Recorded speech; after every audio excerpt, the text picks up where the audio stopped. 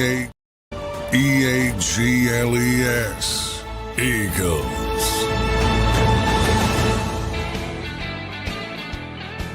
Welcome in, everybody, to a Wednesday edition of Birds 365 here on JAKIB Sports, a reaction edition to the big C.J. Gardner trade that came down yesterday. We'll have plenty to talk about today on that with two great guests coming to you on this Wednesday edition. Johnny Mac, how you doing on this Wednesday morning, brother? Doing well. Post C.J. Gardner Johnson trade day. Happy new league year day. All the stuff that you've heard about that is going to happen can officially happen. And I'm always interested because there's going to be one or two deals that falls through.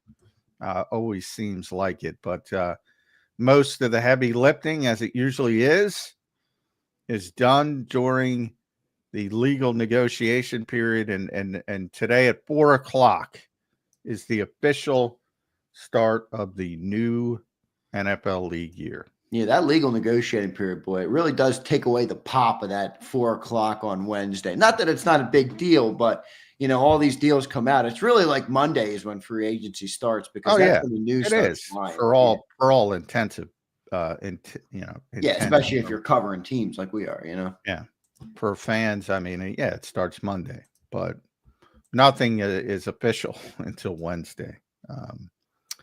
And that's it. Now, when I say nothing, guys who got released can sign right away. So there are some people that have signed officially, but for the guys with expiring contracts and are just unrestricted free agents, that can't be official until 4:00 today. Yep. So we'll see how that all shakes out. Will there be a deal that falls through? That's always fun to follow, as Johnny Mac mentioned. We will see what happens on that. Johnny Mac, let's not beat around the bush here. Let's get right into it. C.J. Gardner Johnson surprisingly traded yesterday on a whim. We jumped on real quick. We did an instant reaction, got boatload of commentary on that. I was just talking to you pre-show. You've gathered more intel on the deal. You've gathered more information. Your thoughts as we sit here Wednesday morning, almost a day removed from the C.J. Gardner Johnson trade.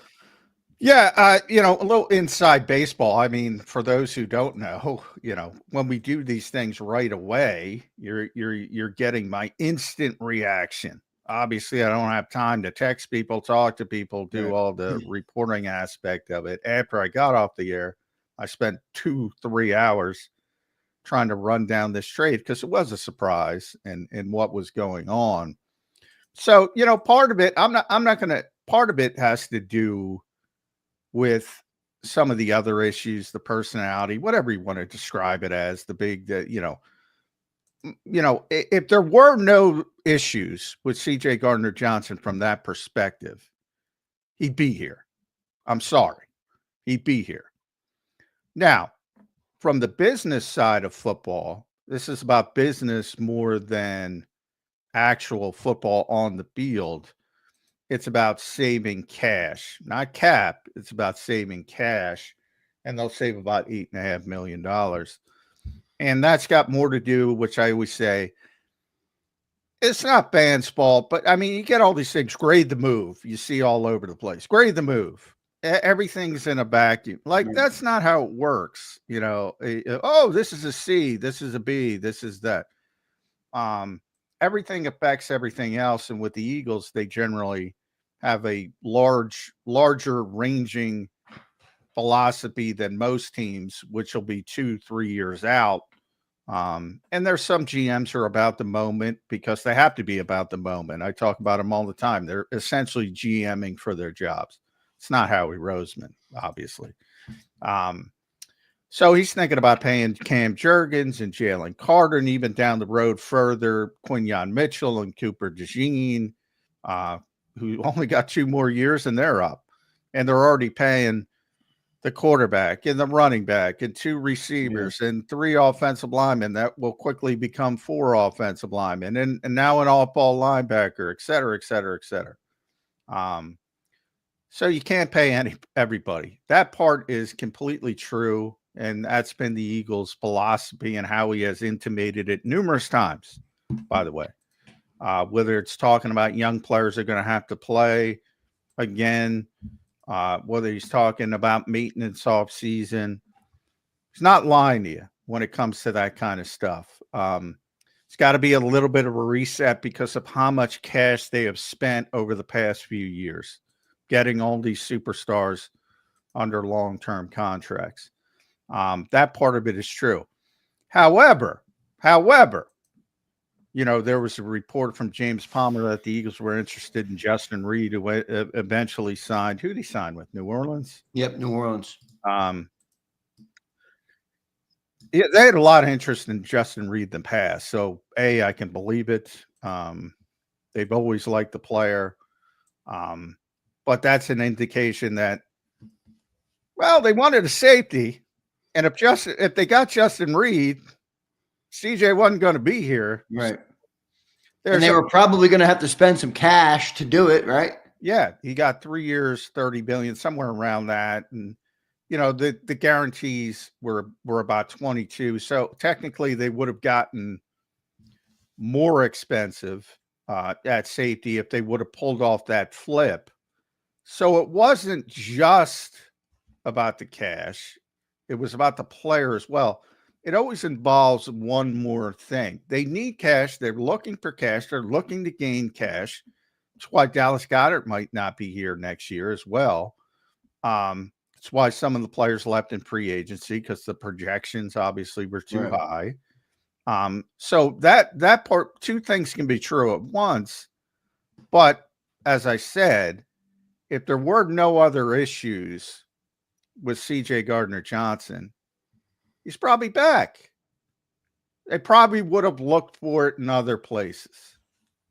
That's my and really what confirmed that to me was the Reed stuff. Because obviously, and you know, I think if Vic puts his foot down and says, "Well, look, you know, we're too good," I think he's here.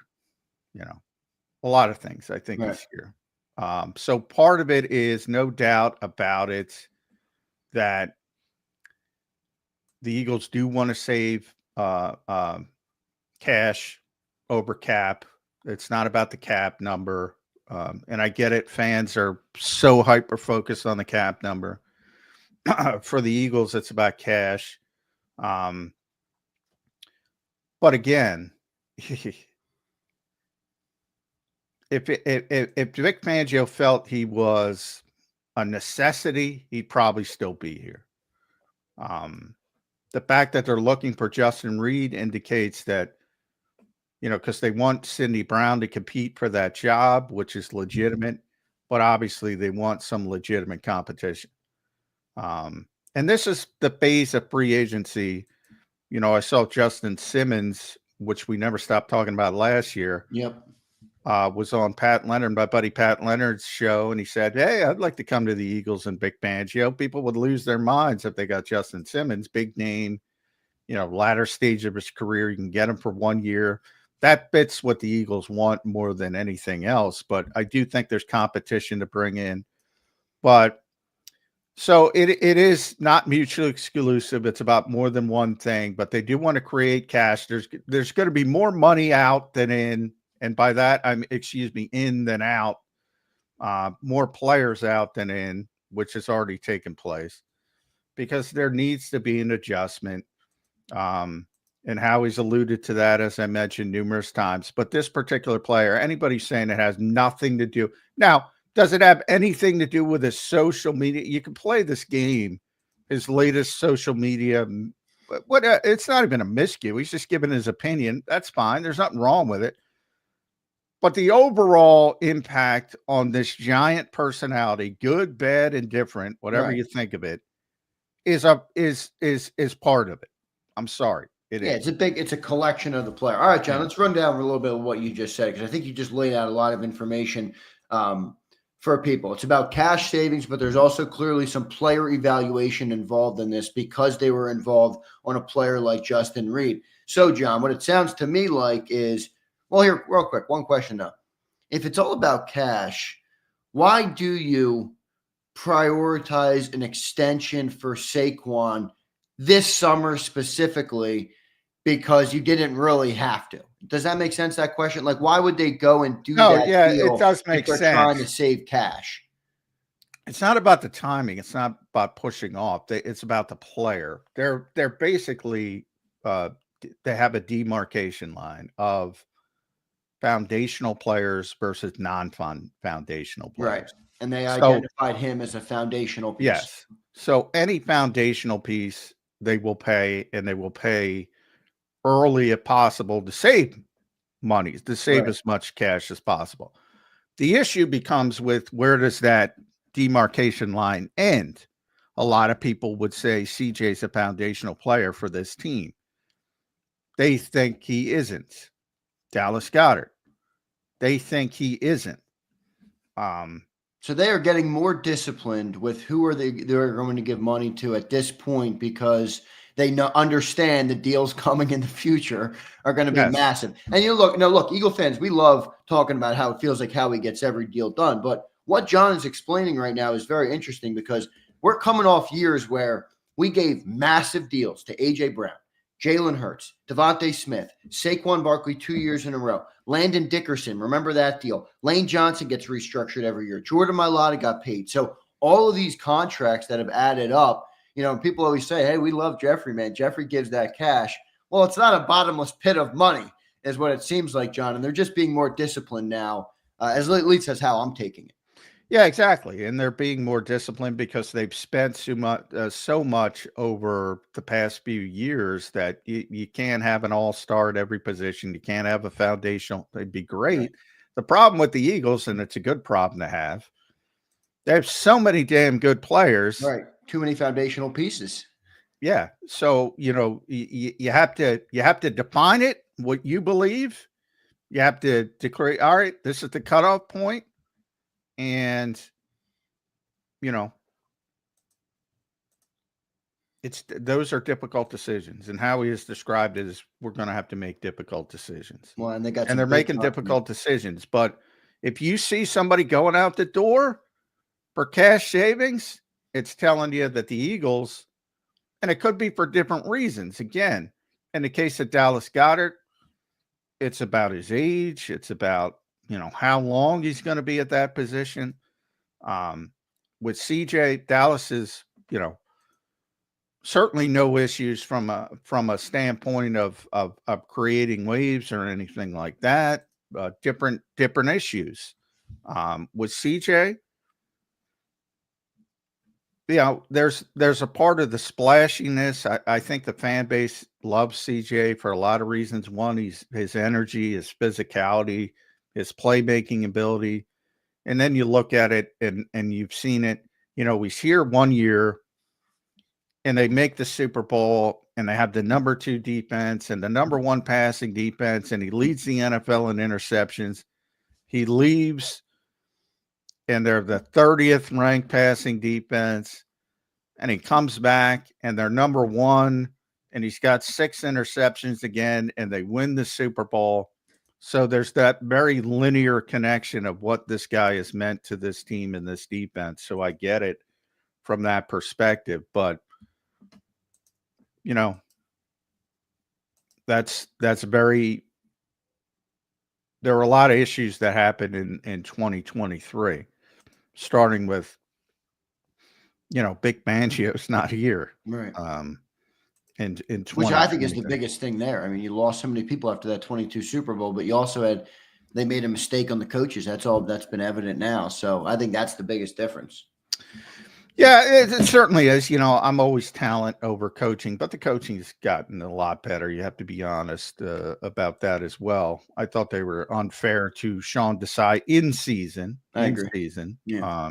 I thought they should have moved on anyway, but I thought he would have been better than Matt Patricia at the end of that season.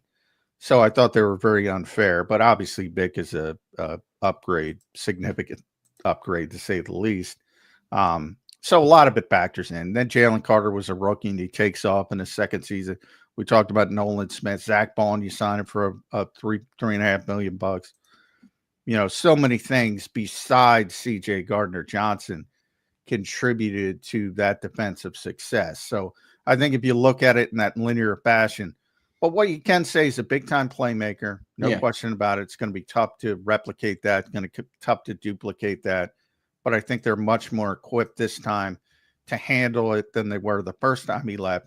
And the bottom line is he was here for 1 year. Sometimes Occam Razor comes into it. I always say he was here for 1 year and he was out. He was here for 1 year and he was out. I mean,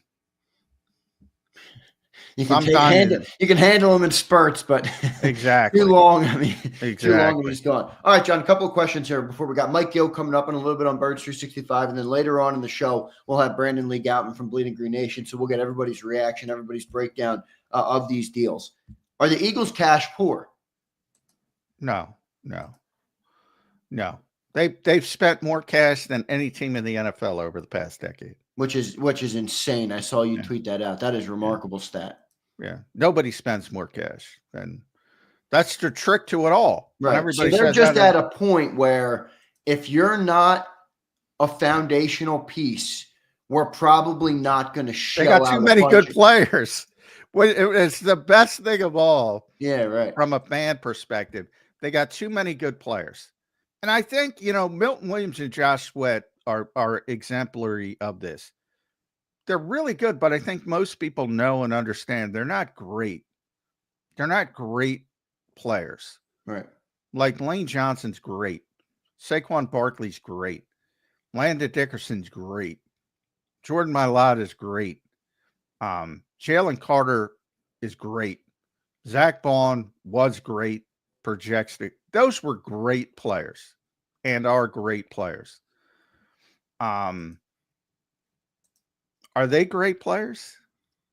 They're just really good players. Right. They're really good. And that shows you how good this team is, because you're past your foundational pieces, and the guys you're losing are still really good players. But obviously Eagles can't keep everybody around. John, interesting where this team is. So from a football perspective, John, how do you see this team that has obviously aspirations to go back and be another Super Bowl contender next season on the football field? What does this team need? Because Goddard might be gone next. Is this a case of young players better play good? They better hit on their draft picks this year. Is that what we're looking at? Or how do you see this from a football perspective in terms of prevailing when you have to make some tough decisions like this? Well, it's not only the draft this year. You need to hit on the draft. You need to restock the defensive front. You might need a safety now, certainly, to compete with Sidney Brown. Might be Justin Simmons, might be a rookie. But it's about far more than the draft. I mean, if you think about just the players who are right now, and there's plenty of work to be done. The new league year doesn't even start till 4:00. And this is the time where you can get good deals on players and find the Chris Longs of the world and the Garrett Blunts and the Patrick and the Zach Bonds of the world. 1 year, $3.5 million. I don't expect to get a first team all pro for that, but you get the point. So if you think about, they traded Kenny Pickett, Tanner McKee, you're up as the backup quarterback, or Dorian Thompson-Robinson. Kenny Gainwell off to Pittsburgh. Will Shipley, you're up as the backup running back. Obviously, Saquon's going to handle the majority of the load. Brandon Graham probably going to retire. You lose Josh Sweat. Jalen Hunt, you're up. Milton Williams gets the biggest contract in New England Patriots history. Moro Jomo, you're up. Right. Orrin Burks gets 2 years from Cincinnati. Jeremiah Trotter Jr., you're up. CJ Gardner Johnson gets traded. Sidney Brown, go compete. You're up. Right. Darius Slay's leaving. Isaiah Rodgers left. Kaylee Ringo, you're on. Those are guys that are already here. Right. Plus the draft picks. But how we saying younger, what'd he say? Younger players got to play. There you have it. Right. Sidney Brown, Kaylee Ringo, Jeremiah Trotter Jr., Moro Jomo, Jalen Hunt, Will Shipley, Tanner McKee, all have more important roles. Now, there's a lot of backups there, but, you saw what happened with Nakobe Dean. Oren Burke steps in and plays phenomenal through the postseason. That happens again, it's got to be Trot. Right. Even if Justin Simmons comes here, you got an injury, it's got to be Sidney. Kalen Ringo, they want him to win that job. Moro Jomo, they want him to win that job. Jalix Hunt, he's got to be a big part of the rotation. Will Shipley, Kenny Gainwell was a beloved player in that locker room. Nick Sirianni, Jalen Hurts, Will Shipley. Somebody's got to take some of the workload of Saquon Barkley. And you never want to see the backup quarterback play. But if he has to play, you got to have a clean operation. Right. I said it yesterday. Kenny Pickett ran a clean operation when he was out there. Are all those guys going to hit? Probably not. But you need a good selection of them to hit and play well. Yep, and you got to have your foundational pieces got to continue to play well and help those guys when they are on the field. Interesting spot where the Eagles are in right now. We'll see what ends up happening. John, one last question before we get to Gill. Is it confirmed that Gainwell is gone? I saw Jordan Schultz put out that he signed, but I didn't see any of the big NFL reporters, and I like Jordan Schultz. George's getting a lot of hits, but Schultz put out the thing on Slay, and that's not confirmed yet. So I'm not trying to pick on him, but I am weary until I see – well, he said finalizing. I would not count on Kenny being back. So if it's not the Steelers, it's going to be somebody else. Right. But I believe he termed it as finalizing a deal. I do expect him to be with the Steelers. The Slay thing is about June 1st. He hasn't been released yet because it's just an NFL rule. It's an arcane rule. If you're a post June 1st designation, same thing with Bradbury, hasn't been released technically. You cannot do that until March 12th at 4:00. So it's just bookkeeping from the NFL's perspective. You get if you're just going to release a guy right now, flat out, you don't want the post jump. You can do it. You can do it before. But if you're doing the post June 1st designation, which the Eagles need to do, right, because of the cap. Yeah, they and those are the two moves they're going to make. You can only do two of them post June 1st. Those are the two. That can't happen until 4:00 today. Get ready, young bucks! It's your time in Philly. Oh, baby, we'll see how it all shakes out. Great breakdown there from Johnny Mac. Brought a lot of clarity to the CJ Gardner Johnson trade. At least he did for me. I'm sure he did for you as well. I want to thank and welcome everybody for being here on this Wednesday edition of Birds 365. Hit that like button, everybody. We appreciate all you guys being here. Let me tell you guys real quick about the great people at BetUS, and then we'll have Mike Gill joining us here on Birds 365. Go and check them out right now. You can see the promo code I put on your screen. It's betus.com.pa, and the promo code is YouTube150. It gives you a 150% sign-up bonus on your very first deposit. You get 125% on your second and third deposit, all up to $2,000. So deposit less and bet with more at BetUS. Go to betus.com.pa.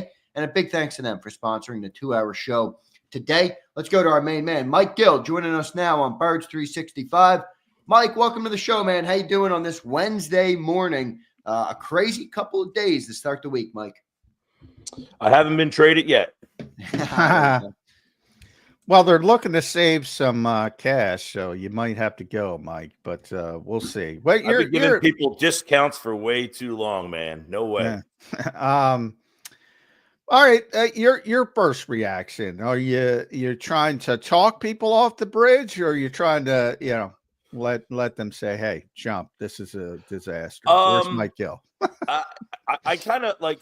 It's not surprising. I mean, the two guys that got so much money that I don't think anybody's saying, why didn't you match that, right? No one's saying you should have paid Milton Williams $26 million, and no one thought you should sweat back for that number. Now, the other guys, Isaiah Rodgers, okay. This one's interesting because there's a lot of weird reporting about Slay. He's going to get released today at 4. Is he going to another team? He said he only wants to play for Pittsburgh or Philly. Now there's another team being mentioned. The Chauncey Gardner Johnson thing. Many people wondering if this is a money thing. Did his kind of Twitter fingers get him in trouble? Was Slay involved in that now that Chauncey's gone? Is it a possibility that Slay comes back? They probably would like to have brought Rodgers back if they lost Slay. He goes, so that one's interesting. So what happens at corner? Is it Ringo? Is it Cooper? Do they get Slay back? That story, I think, will be one that will be kind of dancing around all summer long. The Chauncey Gardner Johnson, I think, comes out of right field. They don't save a lot of money right now, so people are saying, then why get rid of them now? Fine, next year, the year after, or the year after that, you're going to save some money, but why not keep them for this year? So that one's a little interesting. Apparently, they were in on Jordan Reed and willing to give him some real money. So does that say there was another reason why they wanted to get rid of Chauncey? Yes, it does. Yeah. So that one, I think, adds some intrigue to the mix because it wasn't like they were trying to get Jordan Reed on the cheap. He got paid legit money. The Gainwell, I don't know if that's official yet, but all of these have their own little stories. And I think the story is kind of tied to, in 2017, they won the Super Bowl, and then they signed back a lot of players. And then a couple of years later, they kind of admitted, like, we did some things that we normally wouldn't do because we kind of got sentimental to those players. The weird part about this is the guys that they let walk are all young. It's not like they had a decision on like a 30-year-old guy and we're like, we got to move on from this guy. Isaiah Rodgers, a young player. Chauncey Gardner Johnson's a young player. Orton Burks, maybe the oldest guy of that group there. Gainwell. These are all guys that are still in their prime years. And then the Eagles said, we got to move on. And I think what they're really saying is, at one point, all those guys replaced somebody and they've all worked out. We have to trust who we've drafted to now take their place at a cheaper cost. And you just outlined it, John, right before I came on. I said this on my show yesterday. Every guy that's not here has an in-house guy that they drafted that they think is ready to walk into the next spot. Gainwell's out, Shipley in. Milton Williams out, Ojomo in. Sweat out, Hunt in. Ringo in for Slay. Sidney Brown in for Chauncey Gardner Johnson. Jeremiah Trotter in for Orrin Burks. And I think they're just saying, look, we got to trust our scouting department and hope that we made the right decisions in the draft because we've done it before. Mike, I got to ask you though. I mean, that's all great, and I think it's. You're right, by the way. But we'll see how those guys play. But this team just had the number one defense in the NFL. This team just locked down Patrick Mahomes and Andy Reid in the biggest game of the year in the Super Bowl. Arguably, maybe not. Arguably, the number one Eagles defense in history. And you lose Milton Williams, Josh Sweat, C.J. Gardner-Johnson, Darius Slay, Orrin Burks, and Isaiah Rodgers. All right, what does this mean for this defense going forward? I'm with you. These young guys got to play better, but it's hard to not feel like a regression to at some level is coming to this defense. How do you see it, Mike? You're right. I mean, there's no way you could sit here right now and say that you're a better team than that walked off the field. There's just no way. I mean, Moro Ojomo is not going to be better than Milton Williams, at least today. I mean, at the end of the year, we might look back and say, I mean, who thought Milton Williams was getting a $26 million deal 4 years ago? Nobody. Not right now. I got shit on for saying he'd get $20 million right away. Yeah. Well, it's funny because Javon Kinlaw signed, I guess, earlier that day, and my producer said, holy mackerel, he got, I forget the amount. What did he get, $20 million? 15, I think 345. And he said, do you think – yeah, that's a bad signing, by the way. Do you think Milton Williams is going to get in that range? I said, oh, he's getting way more if that's what Kinlaw got. I said over 20 if that's the number for him. And then I don't know if you guys saw, originally he was going to Carolina. And what Schefter said was it's going to be over 20 million. Over 20 million and 26 million. That's a different ballpark, man. Yeah. I mean, they must have came in, the Patriots, and just said, you're getting 22. Fine, we'll give you 26. You can't turn around. You got to, a Mark Cuban deal here. You got to say yes right now. right? And he's like, all right, $26 million. What am I going to do? So that deal was crazy to see. But like Ojomo, no, he's not better than Milton Williams. Jalix Hunt today is not better than Josh Sweat. The safety spot, Sidney Brown is not better than Chauncey Gardner Johnson. Kaylee Ringo is not better. So, no, they are not better today. No way, no how. But I guess in their mind, they're also factoring in how much better Jalen Carter is going to be, how much better Quinyon Mitchell is going to be, how much better Cooper DeJean's going to be, how much better Zach Baughn's going to be. So you got to put that on one side with the guys that are not going to be as good on the other side and hope that it marries and meshes. Part of it is too, you mentioned they're obviously, and you're correct, you listed all the names, they're not going to be as good on defense on paper, certainly, and it doesn't matter because we're March 12th, but they're not going to play a game, I don't think, tomorrow. So things are going to be added. They're going to draft some pieces as well. But it's hard to imagine, just in general, if they ran this back, Mike Gill, what are the odds that they would have as good a defense as they had last year? If they ran it back with the exact same crew. Listen, I think a lot of that kind of rings to what happened in the past is they stuck and brought back very similar teams, and you're just not as good that second year, right? You got to make changes. You can't stick to your laurels. Look, Washington has made a ton of changes. Now, Washington in the past has won free agency, and nothing happens there. There's a lot of teams that win the first day of free agency. Chicago. Them again. But a lot of times those teams are a bad team that gets aggressive, and then we all think the bad team is going to turn into a good team all of a sudden. Washington's a good team that went to the NFC Championship game and said, we think we're close. Let's take another step. Now, is it going to work out for them? Who knows? But and then they proceeded to make a bunch of crappy moves, by the way. I don't like anything Washington did, really. They that doesn't mean right, exactly. Doesn't mean, but my point is, if you stay the same, everyone's changing to come after you. So whether you think sticking with the same exact group of guys, like let's say this question, let me ask it this way. If they took away Milton Williams, Josh Sweat, but brought back Oren Burks, Isaiah Rodgers, and Chauncey Gardner Johnson doesn't get traded, are we like, this defense is still really good?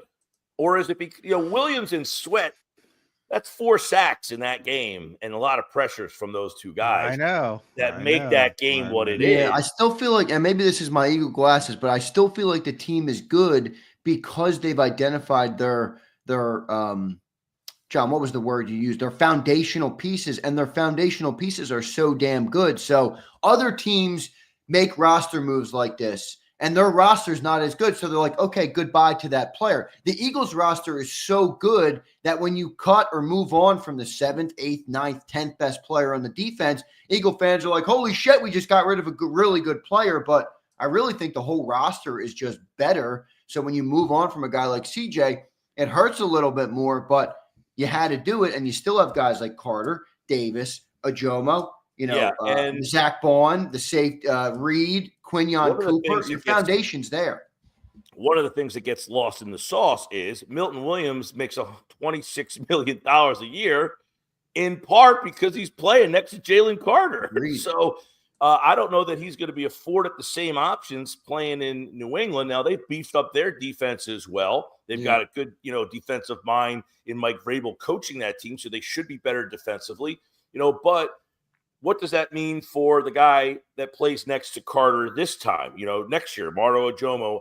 Thomas Booker, I think, is a guy that gets more snaps and flashed a little bit.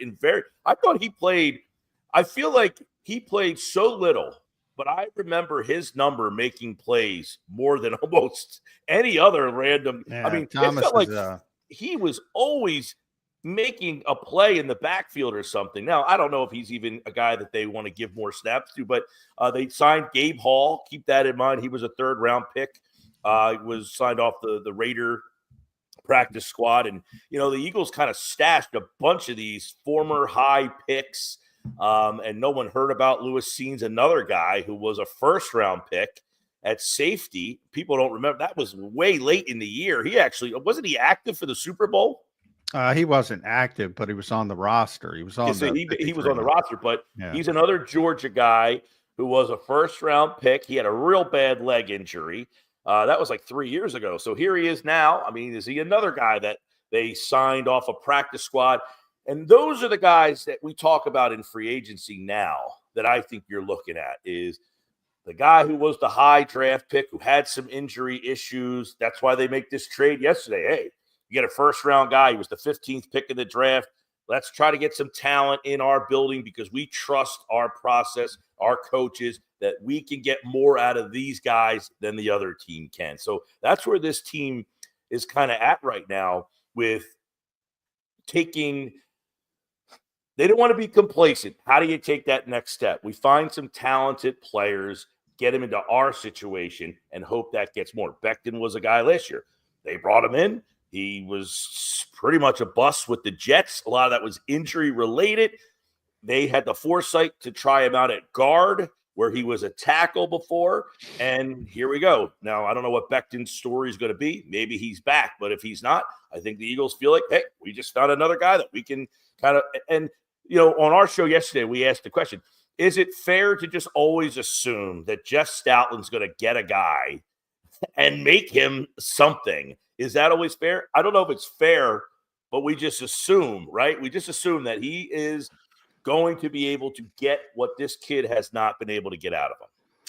Well, it's Jep is going to get the most out. That's how I kind of look at it. The most out of just about anybody, but you know, Andre Dillard exists, so no, he's not going to make something out of nothing. So it's no guarantee, but you bring Has up there that. ever been, though, another offensive lineman? Dillard he had a rough. I think we all remember Dillard from that one night, and then he kind of settled in at left tackle. He wasn't great, but that one night that he played right guard, right tackle, he was horrendous, and he was terrible. totally remembered for that one night. Now, he did sign a deal to Tennessee and has not been very good there either. No, well, he was cut. He was cut. He was on Green Bay last year. Well, I'm saying when he left here originally, right? He went to Tennessee. Yeah, he went to Tennessee on a big deal. Yeah, exactly. So it's funny though, like they've had guys, Nate Herbig and Jack Driscoll, who many of these guys, like you're like, they have no business playing in this league, and yet they're starting on this team and you're winning games with them. It's wild. Yeah. You mentioned that 2022 draft. That was Jordan Davis's draft. So he was 13th overall. Kenyon Green was 15th. Jahan Dotson, man, he was a big dude. Yeah, Jahan Dotson was 16th. They got him. Kenny Pickett was 20th. They got him, although traded him, obviously. And Lewis Seen was 32nd. So they've had 5 first-round picks from that year run through already. And obviously, with the case of Kenyon Green, I got to tell you, boy, he played poorly in Houston. So that's one of those things where I saw a lot of people assume that they're bringing him to start at right guard. No, he'll compete. He'll get an opportunity, but no. But I think, I think you said this on my show yesterday, and I agree, John, which is, they don't want to hand guys anything. You don't want to just say, Tyler Steen, it's your job now. No, it was his job last year, and he didn't win the job. He lost that job to Becton. So I think it's the same situation. Tyler, you might be the guy going into camp, but you need to beat this kid out. So, that's what they constantly keep trying to do is if we don't have the player who's better, let's make him better by making him compete for the job. Yeah. I think you saw it last year with Devin White. It was like, all right, they came in and said the year prior, they pretty much handed the job to Nakobe Dean, and it didn't work out well, injuries. But even before the injuries, he wasn't playing well. And they said, the whole time they were damn well hoping that Nakobe would seize the job, and ultimately he did. But they always want to bring in that competition. So you might see, and I bring up Justin Simmons because so many people wanted him last year, and they wanted to spend big money to get him. Now they can get him for a 1-year deal. Yeah, he's out there talking with Pat Leonard about how he wants to come to Philadelphia to reunite with Vic Fangio. You can get him on the cheap. And you know what? You'll be all excited, and Sidney Brown might go beat him out in training camp. That's what the Eagles want to create. Devin White, right? Exactly. That's what they want to create. Yeah, and the Jordan the Justin Reed stuff, the fact that they were reportedly in the mix for him does add to maybe they are looking at a safety to compete with those guys back there, Tristan McCollum, Lewis Seen. Well, if they would have signed Justin Reed, it would have been different because that would have been multi-years. Like he would have been brought in to be the starter. But now you're at the level of free agency where you're talking about 1-year guys, basically. Yeah. There might be a couple 2-year contracts. Let me ask you this. Bosa, who I was not a big fan of, but 1 year, $12.5 million. Because that kind of profiles as the player that they take a shot on. Injury history, a lot of talent, 1-year deal. Prove it to us here. Try to come and win. The fact that he gets 1 year, $12.5 million, is that saying they had no interest, or is that kind of saying they don't have the money?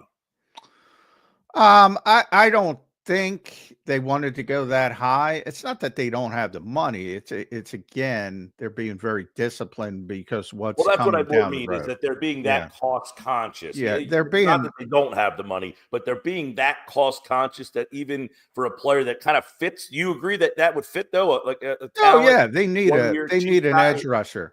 Yeah. They need to bring in. I've been on Azeez Ojulari, for a couple of reasons. That's who I brought up yesterday as well. I was going to throw him at you next because to me, he's the kind of guy, young, second round pick. He's been productive, but the injuries, can you get him on kind of like a $7-8 million a year? And now you have him at a controllable number. I think you can. And that to me is the guy. And then the older guys, I think that's for later in the summer if you can't get something done in the draft. And then you'll see. Last year, people forget. Look, they went into that draft. I say it all the time. There were so many. It was such a great offensive line draft. And there were so many guys that had tackle guard versatility that the Eagles went in with the plan of, all right, we'll start this guy, Troy Platano. We'll start him at right guard, kick him out to right tackle whenever Lane Johnson, if he ever drops off, he's playing at such a high level. So it keeps going and going and going, similar to Jason Kelce. And when they couldn't get him, they shifted gears because they were all off. All of those guard tackle guys were off the board. He went number 20. And then they shifted to Quinyon Mitchell, which worked out pretty well. So nobody's complaining about it. But 2 days later, the point is, Mekhi Becton showed up. They didn't sign Mekhi Becton until after the draft because they wanted that presence, somebody who could back up a tackle, but also play guard if needed. And they went about it a different. I always talk about contingencies with Howie. That was the contingency. And you know the plan because of how quickly it happened. All of a sudden he pops up. As soon as the draft's over, they're not able to get that player in the draft. They went out and got Mekhi Becton. So, Howie mentions that all the time. First 2 days, you can keep adding play. Chris Long was added late before Super Bowl 52. LeGarrette Blount was added late. They were May players, I believe. And to be honest, like the way everything's going, how cost conscious they've been, it almost seems like it makes no sense to bring Becton back unless you thought he was significantly better than Steen or you have no confidence in Green. Because, when Steen played last year, I know he had a rough Super Bowl, but for the most part, he played a lot last year. I mean, he was constantly in at right guard, for series at left when Dickerson went down. He had to start at left guard in the championship game when Dickerson played center. And quite frankly, you didn't really notice he was out there all that much other than the Super Bowl night where he got pushed around a little bit. But can you say, hey, we're fine with Tyler Steen and we don't have to spend any money to fill that position either? I'm thinking that's where they might end up based on the way John explained it very thoroughly in the opening segment. Yeah, I mean, I think the longer Mekhi's out there, it's better for the Eagles. For the Eagles, right. Obviously, he's not going to get a major deal, whether it's the knee, whether it's the positional concern from other organizations. I think the longer he's out there, the better there's a chance he'll be back. I think they do They'd like to have him back, but again, yeah, they want to be very disciplined about it. Well, and it's just another indication of one guy walks, next man up. We've got a guy. We've trusted our process. And they do have a guy, yeah. They do have a guy. It's not like you're going from Becton walking out the door and Nate Herbig, no offense to him, is the next guy waiting there. And that means you don't have to go if your guy's not there on draft day. You know, you already have a guy. Even if your guy that you like does not fall to you in the draft. I think it's going to be interesting, though. You got 4 5th-round picks. You got this Goddard thing still kind of looming. I would imagine in a couple hours he will not be here anymore. Yeah, I'm agreeing with you. That's where Howie deserves some credit. I mentioned the list, and you can add Tyler Steen to it as well. You know, you trade Pickett, McKee because you think McKee's ready. You let Gainwell walk because you think Shipley's ready. You let Sweat walk because you like the upside of Jalix Hunt. If you let Mekhi Becton walk, you have Tyler Steen. Milt Williams gets $26 million. We can't afford that. We got Moro Ojomo. Oren Burke's a great backup linebacker. We got Jeremiah Trotter Jr. This is from Howie's perspective. Darius Slay, they wanted to turn the page there to Kaylee Ringo, and then Sidney Brown at safety with CJ. They got a guy. Yeah. Now, are all those guys going to hit? Realistically, no. But you can legitimately have optimism about every name I just mentioned. And how many names was that? I think it was 8 names. That's and most of those that's guys foresight. Most of those guys have played enough, other than Trotter, which is funny because I'm sure the fans probably are more excited about Trotter than anybody else, just based on his name. But most of these guys have played enough that the Eagles have seen them in game action. It's not like a guy who just hasn't played at all, and then you're just hoping based on the fact that you scouted and drafted. Most of these guys have played in actual games and had some runs based on injury. Sidney Brown started for this team a couple of years ago, before he ended up getting hurt. Ringo has started games for this team and played a lot over the last couple of years. I do find it interesting. I think they did want to get Rodgers back here and probably, got to a point where here's the number and just got, 2 years. Once you get the 2 years with Rodgers and Burks. Yeah. Once it gets to 2 years, it becomes difficult because they project them as backup players. I think fans have to understand that. So you can say, well, what's $2.5 million? It's nothing if he's a starter. If he's a backup, that's pretty expensive. He played last year. Yeah. Go look at one of those salary pages and just kind of scroll down, and you see the huge drop off in these guys' salaries for guys who just are. Player like 12 through 53 makes like no money. It's unbelievable. Yeah. Well, Burks last year played on the veteran minimum, $1.125 million. There's right there. That's what he played under last year for 1 year. That's a backup linebacker. Yeah. I mean, so I do think people get, and the assumption is Nakobe's going to be back. He was already off crutches at cleanout day. At the Super Bowl, he was already off crutches. So, players tend to push things and they're not doctors and all that kind of stuff. But I have very little concern that he'll be back. It's nice to have a luxury like Oren Burks, and I would have liked to have had Oren Burks back, and he deserves all the credit because he was phenomenal in the postseason. But once it gets to 2 years, that's really difficult for a backup player. Same thing with Isaiah Rodgers. I think a lot of people think because he was ahead of Ringo last year that he'd come in and be the starter. They don't project him as a starter because there's size issues. Question. McCollum was ahead of Brown last year. Is that because they just didn't think Brown was quite ready yet, or do they like McCollum better? No. Oh, no. They like Sidney better. Sidney was hurt. Sidney did not. How much do they really like Sidney, though? They were in on Reed. I mean, No, they like Sidney a lot. I know, but if they were in on Reed, then they can't, right? They can't like him that much. If they like him a lot, they'd be happy with having him starting. But if they're in on Reed, it shows you that they're there is some concern over, honestly, he got hurt in week 18. I firmly believe if he didn't get hurt, in his rookie. CJ wouldn't have even been brought back. Interesting. Now that's right though. That his rookie year, he got hurt at the very end. I remember that. Yeah. Now, Sidney, he started 6 games for this team. His rookie season, he ended up getting hurt, but they had to move it on. He was playing slot corner at times, but he is a different type of player. Gardner Johnson's a ball hawking guy. Sidney Brown is like he's like a Tasmanian devil. He's like all over the place kind of guy. And he needs to get more disciplined. But last year, the difference between now and then is you can't just assume he's going to be healthy because the rehab didn't go great. But if he is healthy and they think the extra year on tack of it, he'll be 100%. Then they want him to have the opportunity to compete. But it's the same thing with Nakobe a little ways with coming off the injury. Bring in Devin White to compete.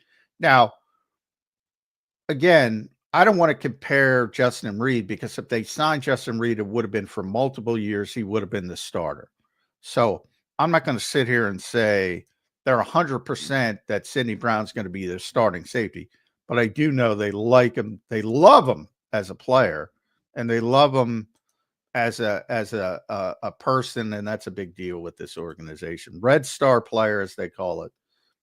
Very few people get that designation as draft picks. Sidney got it. They like him. Now, I'm not going to say they're blind to the fact that there's not issues. And if you can they've loved Justin Reed as a safety for a long time. And I don't think anybody in that building would tell you Sidney Brown's better than Justin Reed right now. So they're also realistic. But again, they're going to be disciplined, and Justin Reed got to a number and they bowed out. So how much do they love him? If you want to look at it that way. So you always need those contingencies and those backup plans. Big time. Yeah. What do you guys think? Do you guys think this is the end of not the end, but do you think another big name drop could be coming in terms of moving on from somebody that people don't want to move on from? I mean, John, you explained the cap thing or the cash cap thing pretty well. And I look to the future and think about some of these defensive guys. I know Howie doesn't typically spend much on defense compared to the offense, but you're not going to let Jalen Carter walk. You're probably not going to let Nolan Smith walk. You're certainly not letting Cooper DeJean and Quinyon Mitchell walk. Now, I know they're down the line, but they've spent so much cash up to this point. We don't think a trade for somebody big on offense could happen, do we? Well, they don't really need anything on it. If they made a trade I mean, get rid of a guy, Mike. I mean, move on from somebody that's making a boatload of money to, Well, listen, the CJ Gardner Johnson thing came out of right field. I know, what was this, 2 weeks ago or whatever, we were talking about A.J. Brown. If somebody called you and said, we'll help take some of that financial burden off of you, I guess anything's possible. If they are projecting that far down the road of what they might have to pay these guys and looking at what they have now to see how that could impede them, I guess anything is possible, but I'd be pretty shocked because the way it sets up is I'm imagining they don't think and while their defense was excellent, and we can all say that was maybe the reason why they won the game, I still think they view this team as an offensive-driven team, and they have the core of their offense, Brown, Smith, Barkley, Hurts, Mailata, Dickerson. They're going to have Juergens, I would imagine. That's another guy. Remember, they have to sign him, extend him anyway. Lane Johnson. Those guys are that's 8 players, the core of your offense, for at least 3 more years together. So you're looking to me, this offseason has all been about, we have a 3-year window with this core that we've got to try our best to let that core offense go for this thing 3 more real legitimate prime cracks at this thing. And how are we financially going to do that? This is what's happening right now. Now, he might be doing too much all at one time. Like, did he have to do the Chauncey Gardner-Johnson thing this year right now? Probably not. But remember, that pick that he got was for a draft down the road. So he still has an eye on a couple of years of saying, I got to keep stocking people down the road too. So I think there's a little bit of a method to, hey, I put all the money in this offense, and I'm giving it 3 chances of the best 3 years that they have before they start to maybe hit that decline. Yeah, I mean, it's clear what they believe of the offense versus the defense, even though the defense was better last year. Let's be honest. Right. But do you agree that they would say we are offensively star? Oh, yeah.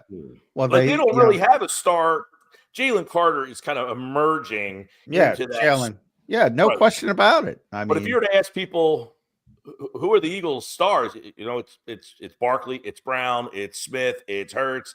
I mean, some people might go to the offensive lineman before they start saying, "Oh, and they had Jalen Carter too." Yeah.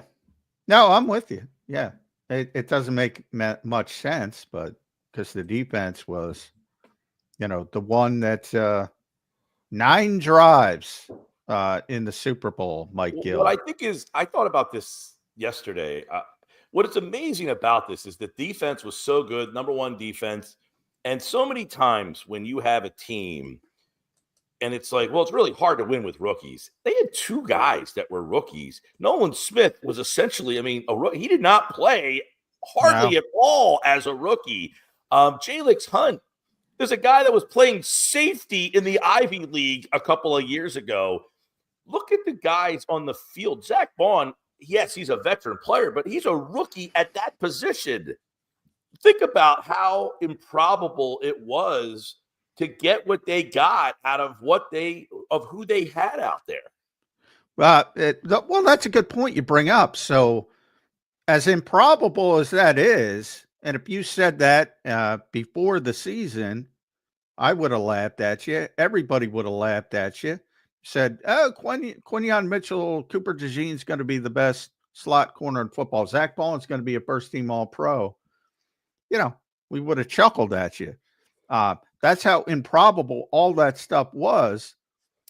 So the Eagles fall in love with that and think they can do it again?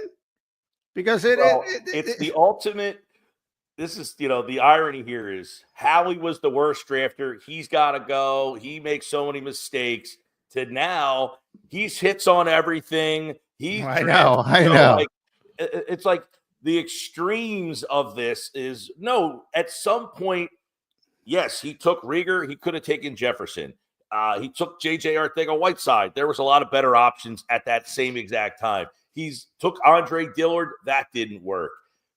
That and what has happened over the last 3 drafts, somewhere in the middle, it's going to start to merge where he gets one right, he doesn't get the other one right. You get the first round one wrong, the second round you get right. The 4th round guy hits, the 3rd round guy misses. Like, that's generally how this works out. They have missed so many times in the past, and now they're hitting so much, you would have to imagine somewhere this will start to even back out to how a majority of teams draft, very 50-50, as opposed to just hitting on everything. Yeah. At Mike Gill Show, make sure you follow Mike on the X platform.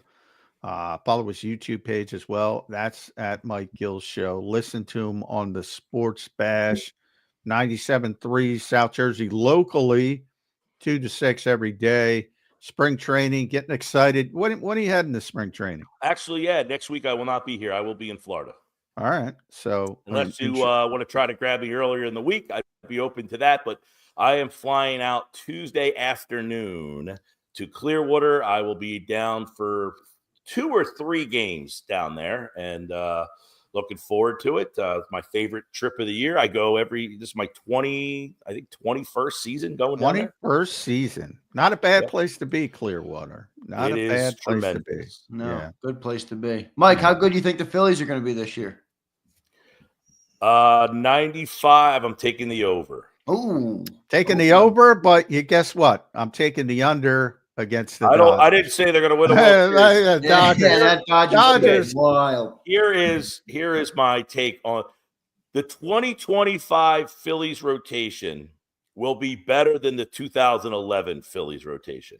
All right. Well, then they're good. Hey, they're going to be in a good position. They're going to rack up wins because their pitching is so good. You're playing Pittsburgh on a Tuesday night in June when you've got one of those 5 guys pitching against the 5th guy on the Pirates rotate. Now, the Pirates might be better this year. I'm just picking a traditionally poor team.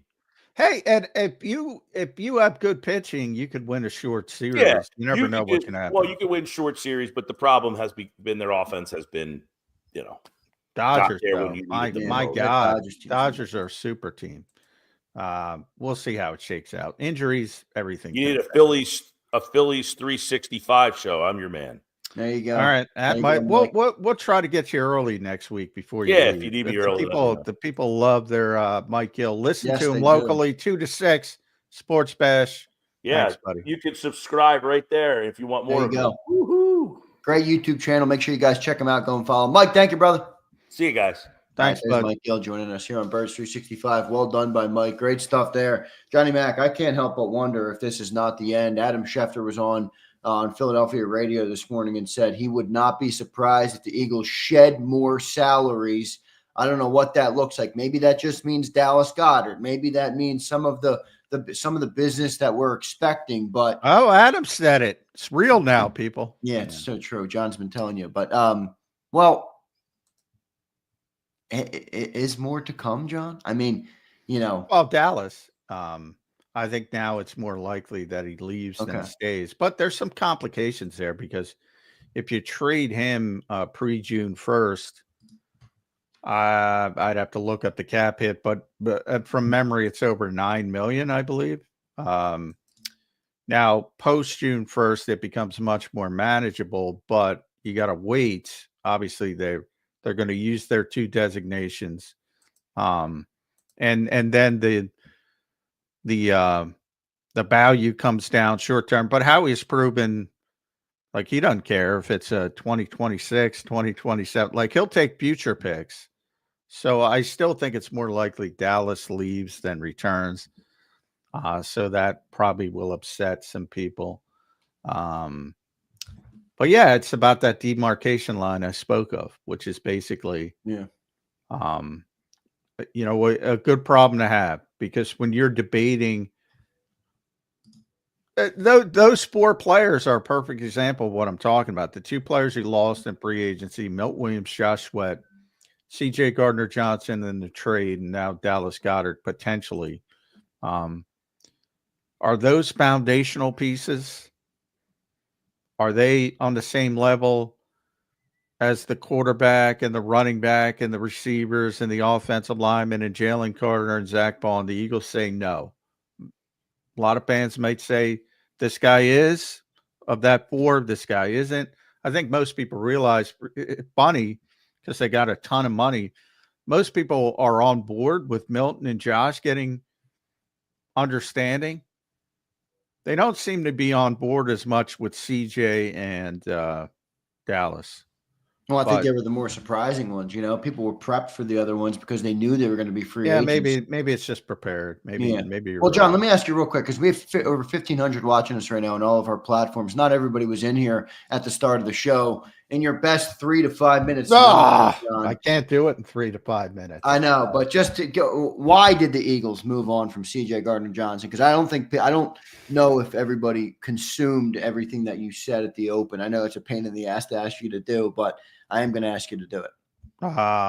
Yeah, it takes too long, mainly. But I would take everybody, go to si.com /NFL/Eagles. You can read it on Howie's maintenance off season. But boiled down point of it is cash over cap. Not about just one move, not about the moment, not about that, about longer term, but a whole ranging philosophy. And what's going on is the Eagles know what's coming down the pike when it comes to players like Cam Jurgens, probably is going to be first. And while we don't talk about Cam Jurgens, so I don't know if he's going to set the market at center, but he's going to be awfully close. He's going to be like Zach Bond. He's going to be top 5 at the bare minimum. His extension's coming. Jalen Carter's going to destroy the defensive tackle market. If everything continues to project the way the Eagles hope, they know they have to pay Nolan Smith significant money. Yep. If everything down the road in 2 years goes the way they hope, they're going to have to pay Quinn. Have you seen the top corner money? in the NFL this offseason. They're going to have to pay Quinyon Mitchell. They're going to have to pay Cooper DeJean, which is going to be more difficult. Where's he playing? What's it worth? How do you factor through that? That But went up these too. Didn't a big slot corner get a big contract as well? did they? I thought a slot corner. I forget who. I don't know why I'm blanking on the name. I thought a big slot cornerback got a big contract, almost $20 million a year. Well, you saw what J.C. Horn got for, and J.C. Horn has barely played. Yeah, I mean he's good. He's not. I mean, well, he's got a ton of talent. The Eagles loved him coming out, but he's been hurt for 2 of his 4 years. I mean, and he's getting $25 million a year, and set the market at the cornerback position. So you see where that's going. So it's about more, if you get hyper focused on the moment and one move, it doesn't make a lot of sense. But as you heard, Adam evidently was on. It's about cash. The Eagles have spent a lot of cash over the past 10 years and really over the past 2 years, more cash than anybody else in the NFL. And those chickens are coming home to roost a little bit, especially they have too many good players. Yeah. They have too many good players. Kind of what I said to Mike. I'm like, this hurts more for Eagles fans because our roster is so good that you move on from, or you make typical roster management that most teams will make. You're like, what the hell? We got rid of a great player. Yeah, well, our whole roster is pretty damn good. So you get rid of anybody, you're like, you got rid of a good player. Yeah. So when you got to pay all these guys all this money, you gotta hope some of those young players hit, and Howie's alluded to that, and that's where we are. Whether it's high profile guys, projected starters, or projected at least, or even backups like Tanner McKee and Will Shipley, but guys who are expected to compete, like Trotter would be in the backup category, but guys who are expected to compete for significant roles like Moro Jomo, Jalix Hunt, Kaylee Ringo, Sidney Brown on defense. Bunch of those guys have to step up. We'll see what ends up happening with this. A lot of turnover to come. John, another narrative that's permeating the online ether that I know you like to elevate the conversation on is like a guy like A.J. Brown. That doesn't make sense at this point because they've already given him the cash, right? So you're not really saving any cash by moving on from A.J. Brown. The cap hits don't make sense. Like they're not going to move on from a guy like A.J. Brown right now, are they? No, I don't think so. AJ, by the way, was there at Saquon's press conference. He was the only player there. So got to see AJ a little bit when Saquon signed on, what was that, Monday? Every day runs together. But yeah. So no, I mean, I think a lot of it with AJ has to do with similar to some of the goofy social media stuff. I don't know what to say about that, but I don't think it's nearly like, I think AJ gets in trouble for telling the truth. Like he got involved in the if you want to call it a dust up, I think Slay was just telling the truth. Reed's the leader in the secondary. He was just telling the truth. And then CJ, there was a little bit of a back and forth, not from Slay's perspective. Yeah. And then AJ kind of chipped in. But it might have been about, I don't know. I try to stay away. I don't know why AJ chipped in. I try to stay away from that stuff, but I think it has more to do with that. But I didn't get what AJ was saying. Like Darius Slay says something on a podcast, which he's entitled to do. CJ Gardner Johnson gets emotional and takes it a certain way, which he's entitled to do. The fans react to what the two players did, and then A.J. Brown chimes in out of left field. The Eagles community is so messy. I don't think so, bro. I think it was the players that were a little messy, and we reacted to it. That's what we do. We're fans. We look at what the players do. I thought that was stupid that A.J. Brown chimed in on that. Well, I had this discussion with A.J. numerous times. I mean, it's happened numerous times. He, by the way, he verbalizes it. He knows he's got to stop doing it, but it's tough to do, I guess. I get it. It wins. Let's get to a couple super chats here, Johnny Mac, before we get to before we get to BLG coming up. Brian Pumper checking in at the start of the show. Pumper, you were going early today, my man. This is like 8:03 a.m. Super Chat. Essentially, we traded CJ Becton, a 6th, for Kenyon Green and a 5th. Anyone who said otherwise is smoking. Traded 2 starters for a bum. Well, you didn't trade Becton, but. Well, he's saying that Kenyon's going to start at right Yeah. guard, but I think you're way off base there, Brian. Yeah, way off base. All right, let's long way to go for Kenyon Green. Yeah, long way to go. He didn't If play too well. whether they re-sign Becton or not, if they don't re-sign Becton, I'd say Tyler Steen is the favorite, not Kenyon Green. Yeah, he didn't play too hot in Houston. Alexander Harris checks in. What's up, brother? Member for 7 months. Appreciate it. The Eagles were reportedly in on Reed at safety after the CJ release. So is it really more about him off the field than the money they claimed? It's both, which I tried to explain. Yeah, I mean, I don't know why people have such a, and I'm not picking on Alexander, but I don't know why it's so difficult. It's always more than one thing. They want to save cash. That's real. Right. So they looked at the best areas to do it. Yeah. Now, if CJ wasn't a pain in the ass occasionally, would he have been in that conversation to save that cash? Probably not. So it's a little from column A, a little from column B. Makes perfect sense. Brian Pumper checks in. We traded CJ to shed salary for Jalen Carter. Clown. Dog, we tried paying Justin Reed. Ha, ha, ha. Dude, you gotta open your mind, man. Not about one move. Pumper again. Pumper with some all the sorts of super chats. Pump, appreciate the support, but not your greatest takes, Pump. Not falling for the propaganda. Got a guy in there in Sydney that can step in for CJ, but we tried to sign Justin Reed. That guy's not competing for the job. All right. Was Brian Pump? Were you a Devin White truther?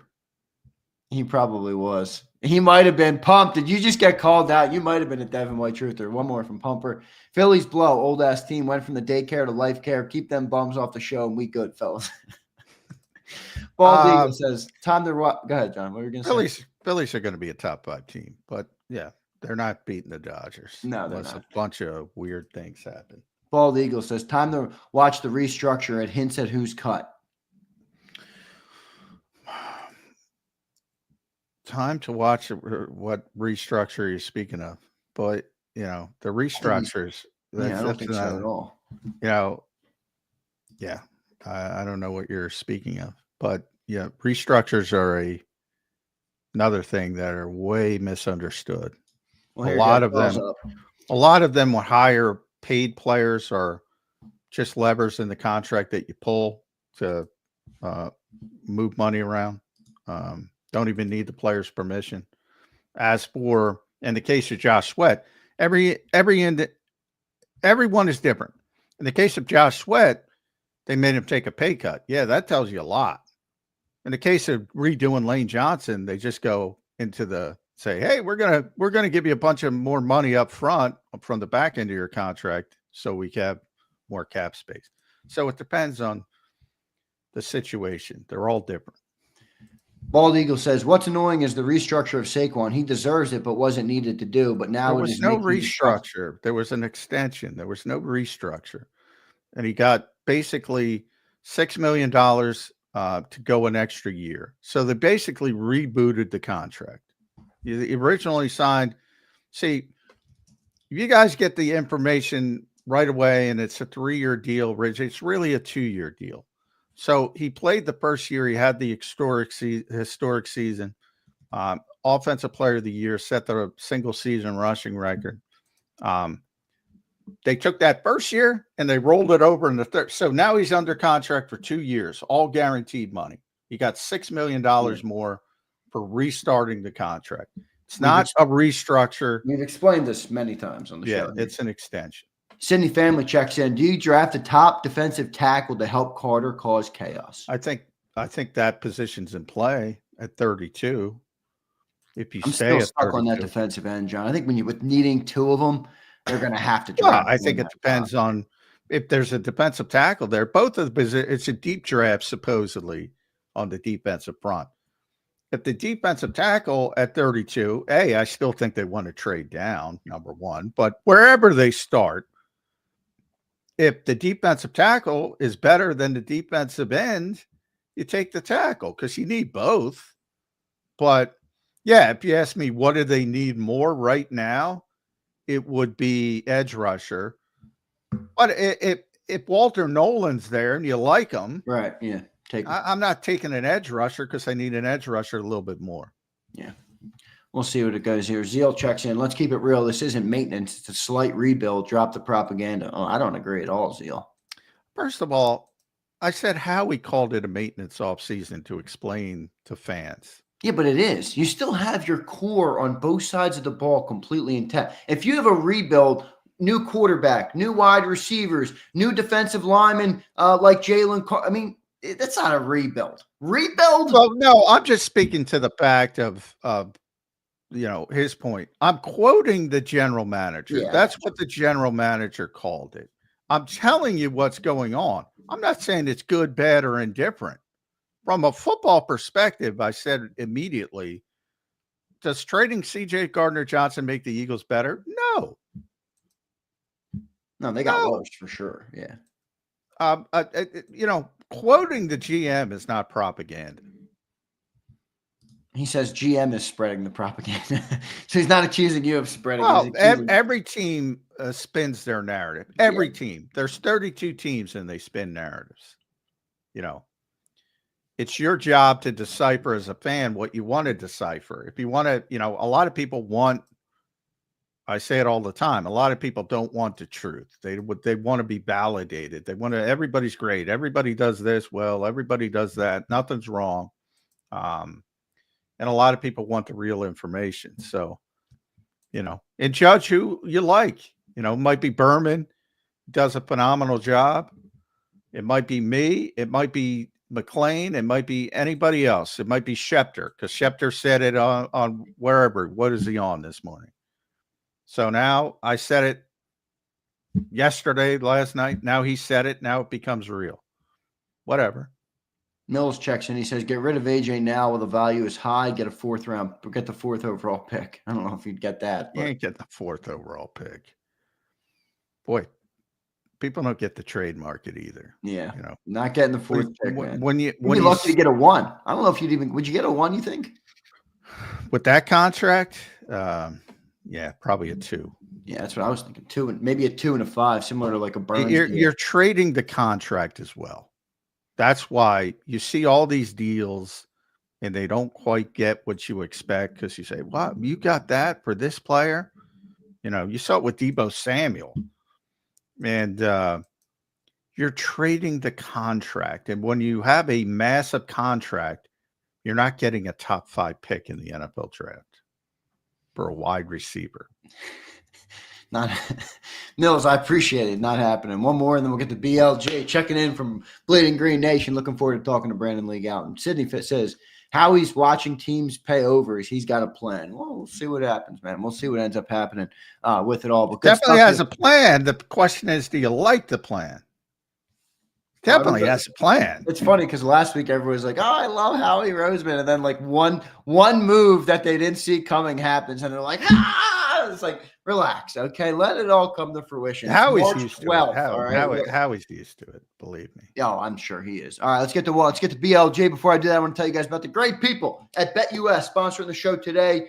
We appreciate them. Go to betus.com.pa. Use the promo code YouTube150. Gives you 150% sign-up bonus on your very first deposit. You get 125% on your second and third deposit, all up to $2,000. So deposit less and bet with more at BetUS. Go to betus.com.pa. They have the fastest payouts in the industry, 24/7 customer support, and we'll even give you your own custom account manager. So big thanks to them for sponsoring the show today. Go to betus.com and use that promo code YouTube150. Let's go to our main man, Brandon Lee Gowton, joining us now on Birds 365 from Bleeding Green Nation. Give him a follow at Brandon Gowton.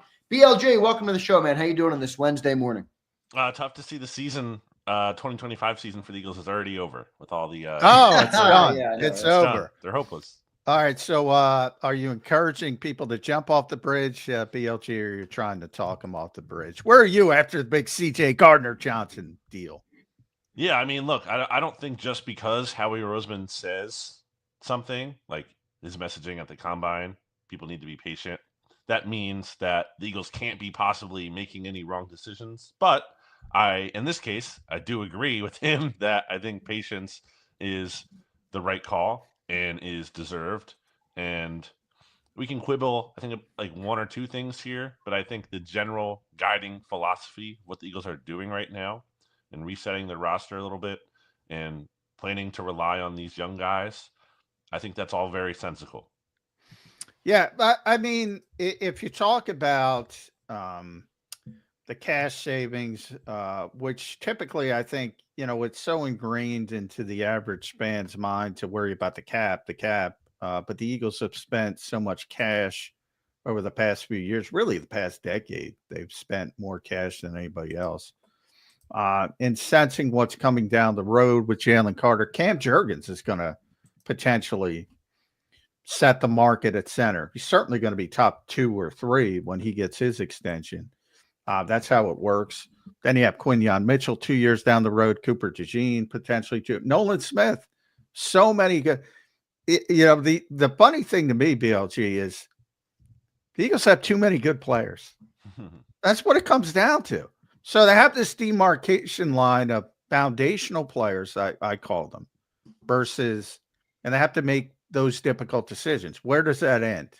Well, it ends with C.J. Gardner Johnson. They just told you he's not one of those guys. Dallas Goedert, probably not one of those guys because of his age and, the shelf life and things like that. Milton Williams, not one of those guys. Very good player. Josh Sweat, not one of those guys. Zach Baum, he is. They made that decision. They have too many good players. Isn't that a good problem to have? Yeah, I would say so. And, that fits what we were all saying about this team, going into the Super Bowl. Like, oh, this team just has so much talent. They're the better team. Eventually, you can't keep all those guys as much as you would like to in a perfect world, but there is a salary cap. It is real. It's not fake. Obviously, the Eagles do a good job, have done a good job of moving things around and being flexible with that to a point. But you reach a point where there are real restrictions. And on the CJ thing, I think it needs to be talked about more that, like, the framing of how Howie Roseman has been reluctant, as he said in the past, to do contract extensions in season. I think, again, especially only when they're really good.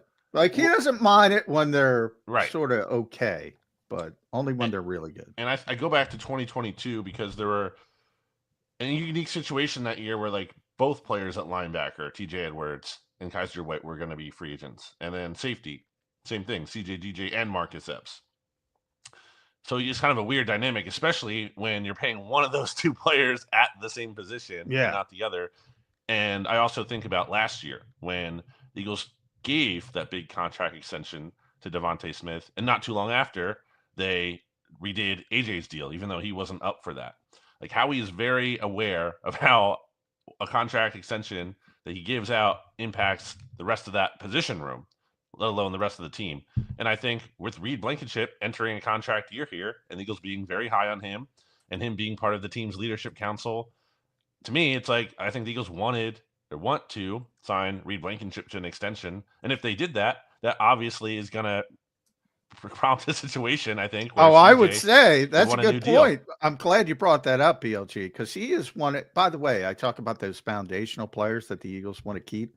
Reed is probably the most people wouldn't get, but they want him. They want to keep him.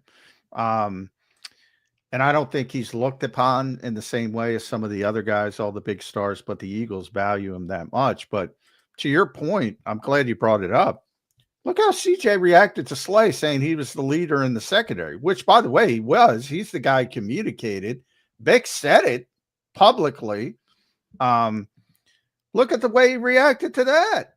So could you imagine if Reed got the extension and, CJ sitting there? That's a very good point. Well done by free agency, BLG. I like your point there. I may steal it.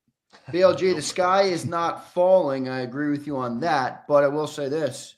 Milton's gone, Sweat's gone, CJ's gone, Slay presumably gone, Oren Burks gone, and Isaiah Rodgers is gone. This was the number one defense in the NFL. This is the defense that locked down Patrick Mahomes and Andy Reid in the Super Bowl. This is arguably one of the best defenses in Eagles history. Mm-hmm. How you feeling after those departures? I know they got a long way to go in terms of recouping talent, but how do you feel about the defense going in, you know, where they stand right now after losing that talent and being the number one overall defense in the NFL? Yeah, they're certainly worse. I think they're always going to be worse from a standpoint of defenses year to year aren't as sticky in their performance. They typically fluctuate a bit more than offenses tend to do year over year. Still Vic Fangio, that's pretty good. That's pretty crucial. And with a lot of these absences, and one thing that kind of I don't like as much about the Dallas Goedert situation, but one thing I will say in the defensive situation is that they have guys in-house who could conceivably take steps forward, are promising young players, have shown that they could maybe handle a bigger role, or, you know, you're comfortable going into the season thinking they can do that. Obviously, too, still, I think the Eagles will be able to add more competition for those players if it's a bargain bin free agent signing through the draft this year. So it's not like you're just putting all the eggs in the Sidney Brown basket, for example. But, you know, you drafted these players high for a reason. You like them, and you have them here, and you have to go forward going less expensive at certain spots, and you'd rather go less expensive, I guess, at the spots where you have some promising young talent that you think you can, you know, build around, as opposed to trying to, you know, piece this thing together with Band-Aids elsewhere. Well, I think you're right. If you look at even the backups, if you look at quarterback, they think Tanner McKee's ready to take that next step. Running back with Will Shipley, linebacker with Jeremiah Trotter Jr. But you mentioned Dallas, and I'm starting to tilt towards past the 50% barrier that Dallas is gone versus Dallas is back. I don't know where you are, but that's the one position where I don't see the obvious in-house possibility, unless you like Grant Calcaterra more than I do. I don't think Grant's a bad player, but I think he would surprise some people as a receiver, but I really think there would be some issues in the other aspect. And for this team, look, they run the football more than everybody but Baltimore, or in the same realm at least. I think that's more important for this team than most other teams, to have that blocking presence at tight end. Yeah, absolutely. And look, I know Dallas Goedert's had availability issues, but he's been really good when he's on the field. Oh, yeah. Phenomenal in the postseason, BLG. Exactly. He was huge. And not as just a receiver, but like you said, a run blocker too. And yeah, even if you like Calcaterra, he's also in the last year of his rookie deal. So like, you know, you have to figure out what you want there, or at least the long term of that position. And like I have a hard time with the Goedert one. Like I said, the defense, I can look at it. I see there's viability here. There's alternative options. Tight end, like the Eagles don't have anything in house that you feel great about. You look at the free agent market, there really isn't much out there. I think that is intriguing. At least when I've looked at the free agent tight end list over and over, I'm like having a hard time kind of seeing what the move is here. And then if your plan is the draft, like that's not good enough. Rookie tight ends, you can't just bank on that, you know, unless you're getting like Brock Bowers or Sam Laporta, and those guys are very much the exception to the rule. Like you can't just say, oh, we're going to draft a rookie and that's going to solve the tight end position. Like that position typically takes more time to develop than other positions. So I think ideally, like I don't know how viable it is in terms of what Goedert wants and everything, but I think it would be kind of like good to just ride it out one more year with him, because I just don't see what the alternative is. But where are you personally in that 50-50 range? Are you leaning more towards he'll be back, or more towards he'll be gone? I would say more towards gone, but I will say, you know, if it comes to a point here, I think the Eagles are handling it decently when it comes to, it seems like they're shopping him or giving him a chance to kind of gauge what his market would be if he did get cut, and corresponding with what teams would be willing to maybe give up for him. And if no teams are willing to give up anything of worth for him, then I think maybe if you're the Eagles, you're able to go to Goedert and his agent and be like, look, like you don't really have that great of a market. And maybe it ends up in a situation like Josh Sweat last year, where he kind of ends up taking more. Eagles got it more guaranteed money up front since he has none left, and then might bring that and take a little bit of a pay cut to get that security, and then you kind of move on next year. BLJ, CJ Gardner Johnson was the first surprising move. Schefter was out there today saying they might shed more salaries. We've been talking about it here on Birds 365 with Johnny Mack. Do you expect another big move, a big surprise? Maybe it would come on the offensive side of the ball. Do you expect another big move that would surprise fans in order to get cheaper or conserve cash for the future? Obviously, have massive deals coming up on that defensive side of the ball. Yeah, I mean, we can't say Goddard. If we're talking about him, he wouldn't be the surprise. So, look, no, I don't think they're going to do something like, like trade AJ Brown or something. Yeah, like well, that's that. the talk. I mean, that's one everyone goes to. That's the one everyone goes to. Yeah, I think that's just no. Like, he's so good. They don't, and he's young. Like, they don't. And we've seen what Jalen Hurts looks like without AJ Brown. It's not as good. So no, I don't think that's happening. Patriots people seem to be trying to will that into existence. They are. They're trying to create that. The self-fulfilling prophecy. No, that's not what the Eagles want to do. That is a non-starter. Yeah. AJ was at Saquon's extension. So he's not out the door yet. I think BLG's right. AJ Brown will be back. And everything should be copacetic on offense. I do, I got two issues here with the Eagles. And it has nothing to do with letting people walk but I do think they've strayed away from a foundational principle a little bit that has gotten them to 3 Super Bowls in 8 years, 2 Super Bowl championships. And that's offensive, defensive front and letting people walk out the door. I understand it, but I question, just playing devil's advocate. I don't know if that's the way to go long term. I think they need to double down in the draft. Your thoughts on that? And then the second part I have an issue with is this mentality of, and I think they did it last year and it worked. So I get why they're trying to run it back, but it's like they think this offense is better than this defense, and it certainly is now, but it wasn't before free agency started. The defense was better than the offense, but everybody in that building thinks the offense is better than the defense. So that's a lot for you, but those two things are sort of does this make sense type of things. Yeah. I mean, I think I think we have like rules that we think the Eagles are so like hell-bent on that they won't make exceptions for. And I think, there's obviously reason to think that in terms of how they've allocated their resources over the years. But I don't think like what they've done signals like a radical kind of like philosophical change as much as it speaks to maybe kind of like bigger points, which is that like when you have really truly amazing players, you don't let them walk out the door regardless of position. Like as I've said with Zach Bond multiple times, like I don't care if you haven't paid linebackers in the past. They haven't had anyone all-pro caliber. He might be one of the best linebackers they've ever had in franchise history. Like you don't let that player just go because you have this broad principle, you have this general philosophy that you're not going to invest in the linebacker position. Like there are exceptions to the rule, and I think he's very obviously an exceptional kind of player and one worth investing in. I think that's where that kind of, and same thing with Saquon at running back. This is a unique kind of thing here. The second half of the question, remind me.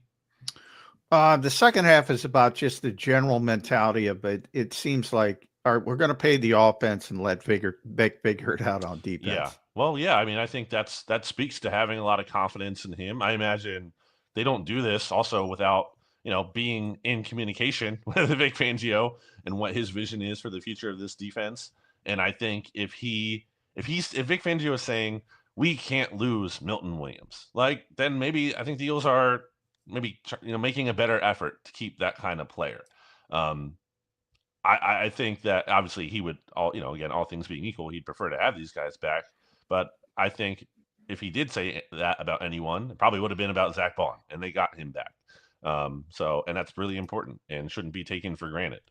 So I think, you have something here in Vic Fangio where you feel like he might be able to get more out of less, and I think you have to take advantage of that.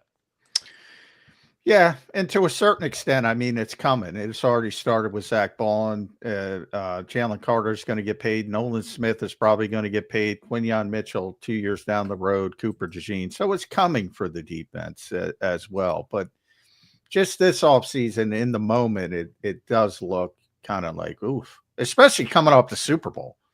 I mean, yeah, 9 consecutive drives to Kansas City, one of the great quarterbacks of all time, one of the great coaches of all time, can't get by the 50-yard line.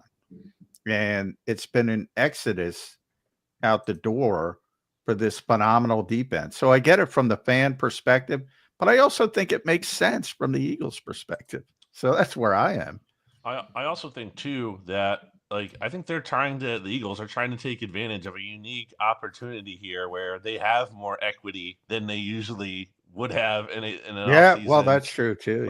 If this is they win a playoff game or two and get bounced, I don't know. I don't know that they're maybe as aggressive with this strategy, or maybe they are, but it's not as, going over as well as it would be if they win the Super Bowl. So I think that's part of it too, though. I think they realize they have extra equity here with the fans and patience and everything. And I think that's why Howie's able to say what he did at the combine.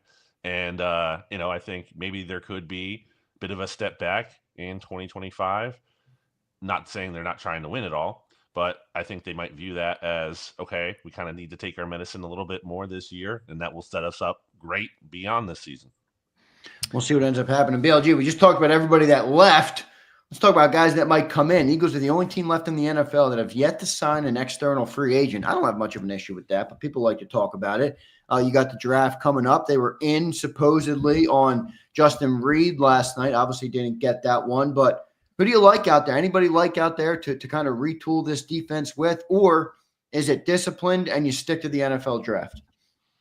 I mean, I think there's going to be a point here, and as we're going along, I think time is working in the Eagles' favor in terms of guys are out there in the market. The players don't have the leverage when teams aren't, beating down their door to get them signed. It becomes clear that their market isn't as competitive maybe as they hoped or thought it would be. And therefore, I think that's kind of when more of the bargain deals have an opportunity to be reached. So, I think the Eagles kind of just have to wait out the market here a little bit and see who could be available for maybe less than expected. If we're talking about, someone who is intriguing to me, I like Azeez Ojulari still out there. Really young player. I said that. Mike Gill said that. We're all on the Azeez Ojulari train. He's only 24, I think. That's pretty crazy for a player entering free agency. I would say I still think he's going to get more maybe than the Eagles can afford just because of that profile. And I also wonder why he'd be sitting out here so long. It kind of raises some questions. But, I think that's the kind of player that maybe someone kind of falls through the cracks a little bit. Their market, again, isn't what they quite expected. And just to bring up CJ from a couple of years ago, I think CJ would have made a lot more money, obviously, if he had taken the deal the Eagles were offering him or maybe signed a little bit earlier in the free agency. But the risk you run there is when you turn down those deals is that, again, the market kind of evaporates and then you're stuck with the 1-year deal that he kind of got that wasn't really that great for him coming off the season that he was at the time. And that's the kind of situation, obviously, with a different kind of player that the Eagles might be able to take advantage of this time around.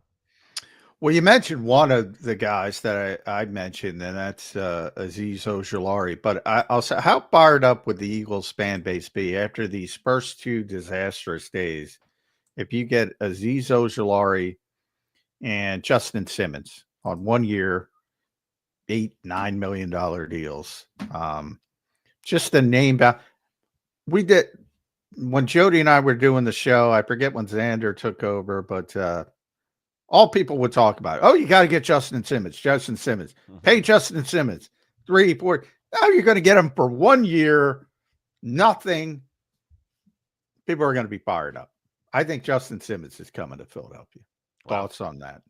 I mean, I think that's the kind of move that goes well with I think ideally the Eagles are going to have to blend a lot of relying on young talent and spinning that forward but also needing to find stopgap answers along the way as well, and plugging some holes there. So if you can get Justin Simmons at a good value, yeah, I mean, I think that makes a lot of sense. And then, again, you can draft a safety this year. Maybe that guy is ready to take over next year, and Simmons probably won't be back. Yeah, I think you need to. I don't know if you saw it yet, but Justin was out there lobbying to come to Philadelphia, and obviously has a long history with Vic Fangio. So I think it makes a lot of sense. And I don't want to care because I think Justin has more in the tank than Devin White, but I kind of make that comparison. Where's the big name, former Pro Bowl player? But I still think they want Sidney Brown to win the job in that type of situation. I don't think he would, because I think Justin has more in the tank than Devin White did. But I think people forget the Chris Long signings, the Patrick Robinsons, the LeGarrette Blunts back in Super Bowl 52. Those one-year deals can be really, really impactful. Yeah, and really good bargains too, as opposed to chasing these top of the market guys that you see go early in free agency. So yeah, and I do think the Eagles are gonna add those guys. It's just that you don't get those deals early. You have to. You gotta wait. And to be honest, we're already at the 1 year. You might see a couple 2-3 year deals left, but most of them from this point forward, and the new league year doesn't even start till 4:00 today. Most of these deals are going to be 1 year deals moving forward. Right. So this is when the Eagles got to get into gear, and they will. And I think you're going to see some of those guys, but they're playing the comp pick game. They're very focused on that. Obviously, you got big deals for Milton Williams and Josh Sweat. So they're going to be very cognizant of playing that game. And yeah, the whole maintenance off season that Howie has sort of dubbed it is never going to be popular. But you brought up the fact that they sort of have the cachet to do this stuff now. Although some people are upset when you see people leave. But there's 8 guys I've kind of mentioned, I've kind of talked about, and I mentioned some of them before. I'll throw out the backups. So Tanner McKee's, the Shipleys, the Trotters. So if you think Jelix Hunt, Moro Ajomo, Kaylee Ringo, Sidney Brown, who am I missing, Zander? Who's the 5th guy? Who am I missing? I can't think. Oh, Tyler Steen, if Mekhi Becton doesn't come back. Of that 5, which ones are you the most confident in? Which ones are you the most shaky in? Yeah, I think Ajuma probably might be the most confident in that. I think we've just seen it already. Like, we've seen him be able to have success in playing in a significant kind of role. And obviously not as much as he will have moving forward. Milton Williams gone, but in a limited capacity. And I know he didn't have a sack right until the playoffs in his career. Yeah. But I think his pressure numbers are better than the sack numbers would kind of indicate there. And I expect that to kind of, change next year as he gets more playing time and takes potentially another step forward in his development from year 2 to year 3. So I have a lot of confidence in him. And I think the Eagles do too, which is in part of the reason why they're comfortable ultimately letting Milton Williams go out the door. So I feel really good about him. If there's one I'm not so sure, I think it would be Sidney Brown, because I don't think we've seen enough from him yet. He was the 5th safety last year. I know he was coming off the injury, but there's a point there where Tristan McCullum, Avonte Maddox, hasn't even been a safety, full time in his career. Like, those guys are playing over him. I think he just has to earn Vic Fangio's trust, and you'll have an opportunity to do that much in the off season this year. But he also has to stay healthy. We need to see that as well. And I think with how violent and kind of physically plays, it's a great thing, can be, in terms of making plays, being an enforcer. Maybe also he struggles to stay healthy because he's just he's playing with reckless abandon out there. So Zander just brought up, Eagles reportedly had interest in Justin Reed. Kind of signals that they're not necessarily all in on Sidney Brown. That's fair. That's definitely fair. And they shouldn't be, by the way, because, part of it was a difficult rehab injury towards ACL late. There were some hiccups along the way, wasn't completely healthy. So I'm not necessarily concerned about he was behind Tristan and Abante because I think that had more to do with the injury. But he is reckless. He is, and Vic Fangio, it's one of the reasons I think CJ's not here, to be honest. If there was a guy that was, for all the talk of the great defense, it was phenomenal, and it got better and better late. If there was a guy who was going to blow coverage, it was probably going to be CJ. And Vic is like hyper focused on discipline and that kind of stuff. And that doesn't make me think about Sidney Brown. He's just 100 miles an hour, hair on fire. So I'm with you. He's got a lot to prove, and he's got to prove himself to Vic Fangio. That part I agree with wholeheartedly, but I do think BLG, the organization loves the kid, Red Star, all that stuff. They think he's not only on the field, but off the field. And since I started this with CJ, I'm going to end it with CJ. I think two things can be true at once. The Eagles want to find cash because they have to pay all these future contracts.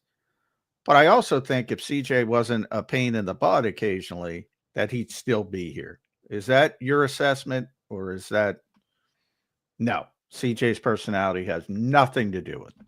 I wouldn't say, it's the number one reason. I don't think anyone is saying that, but I mean, I think anyone is remiss to not realize that this is the fourth straight year in a row the team he was on said, we are not keeping this player. Like, that can't just be like a happy coincidence. Yeah. Or, like, it's not a fun fact like that. There's probably some meaning behind that.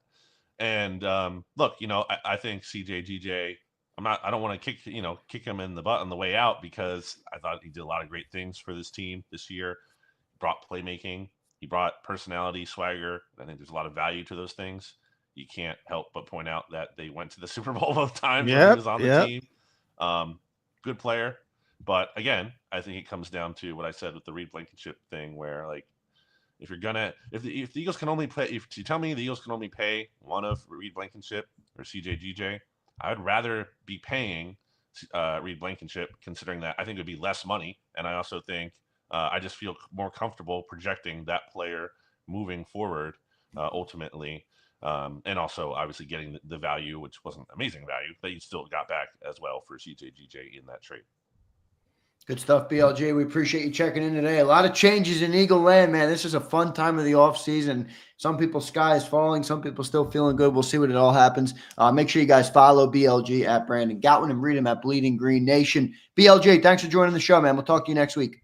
See you guys. Thanks, bud. All right, there's BLG joining us here on Birds 365. Great job by BLG and Mike Gill today. Boy, Johnny Mac, a lot to discuss.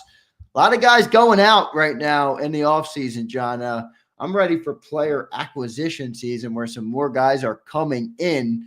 But it's been a lot this week, man, so far. A lot of guys out that door, man. Milton Williams, Josh Sweat, CJ Gardner Johnson, Oren Burks, Isaiah Rodgers, and presumably Darius Slay. So a lot of turnover, John, a lot of change on that defense, man. Yeah. And they knew it was coming for the most part. I do think, the only player that they've lost that I think they may have wanted back is Isaiah Rodgers. Not that I shouldn't phrase it like that, because I think they'd love to have Milton Williams back, but it's just not realistic. Considering all variables. Yeah, I think they thought there was a chance that they get Isaiah Rodgers back, but it didn't work out. I think when it went to 2 years, they were kind of out. Because again, I think they projected him or want to project him as a backup, not a starter. I think that's what most people don't understand about the Rodgers thing. But other than that, I think it's actually gone as planned for the most part. Now, I was surprised, like most people. I think everybody was surprised by the CJ trade. I didn't see that one coming, but the Eagles obviously was part of their plan.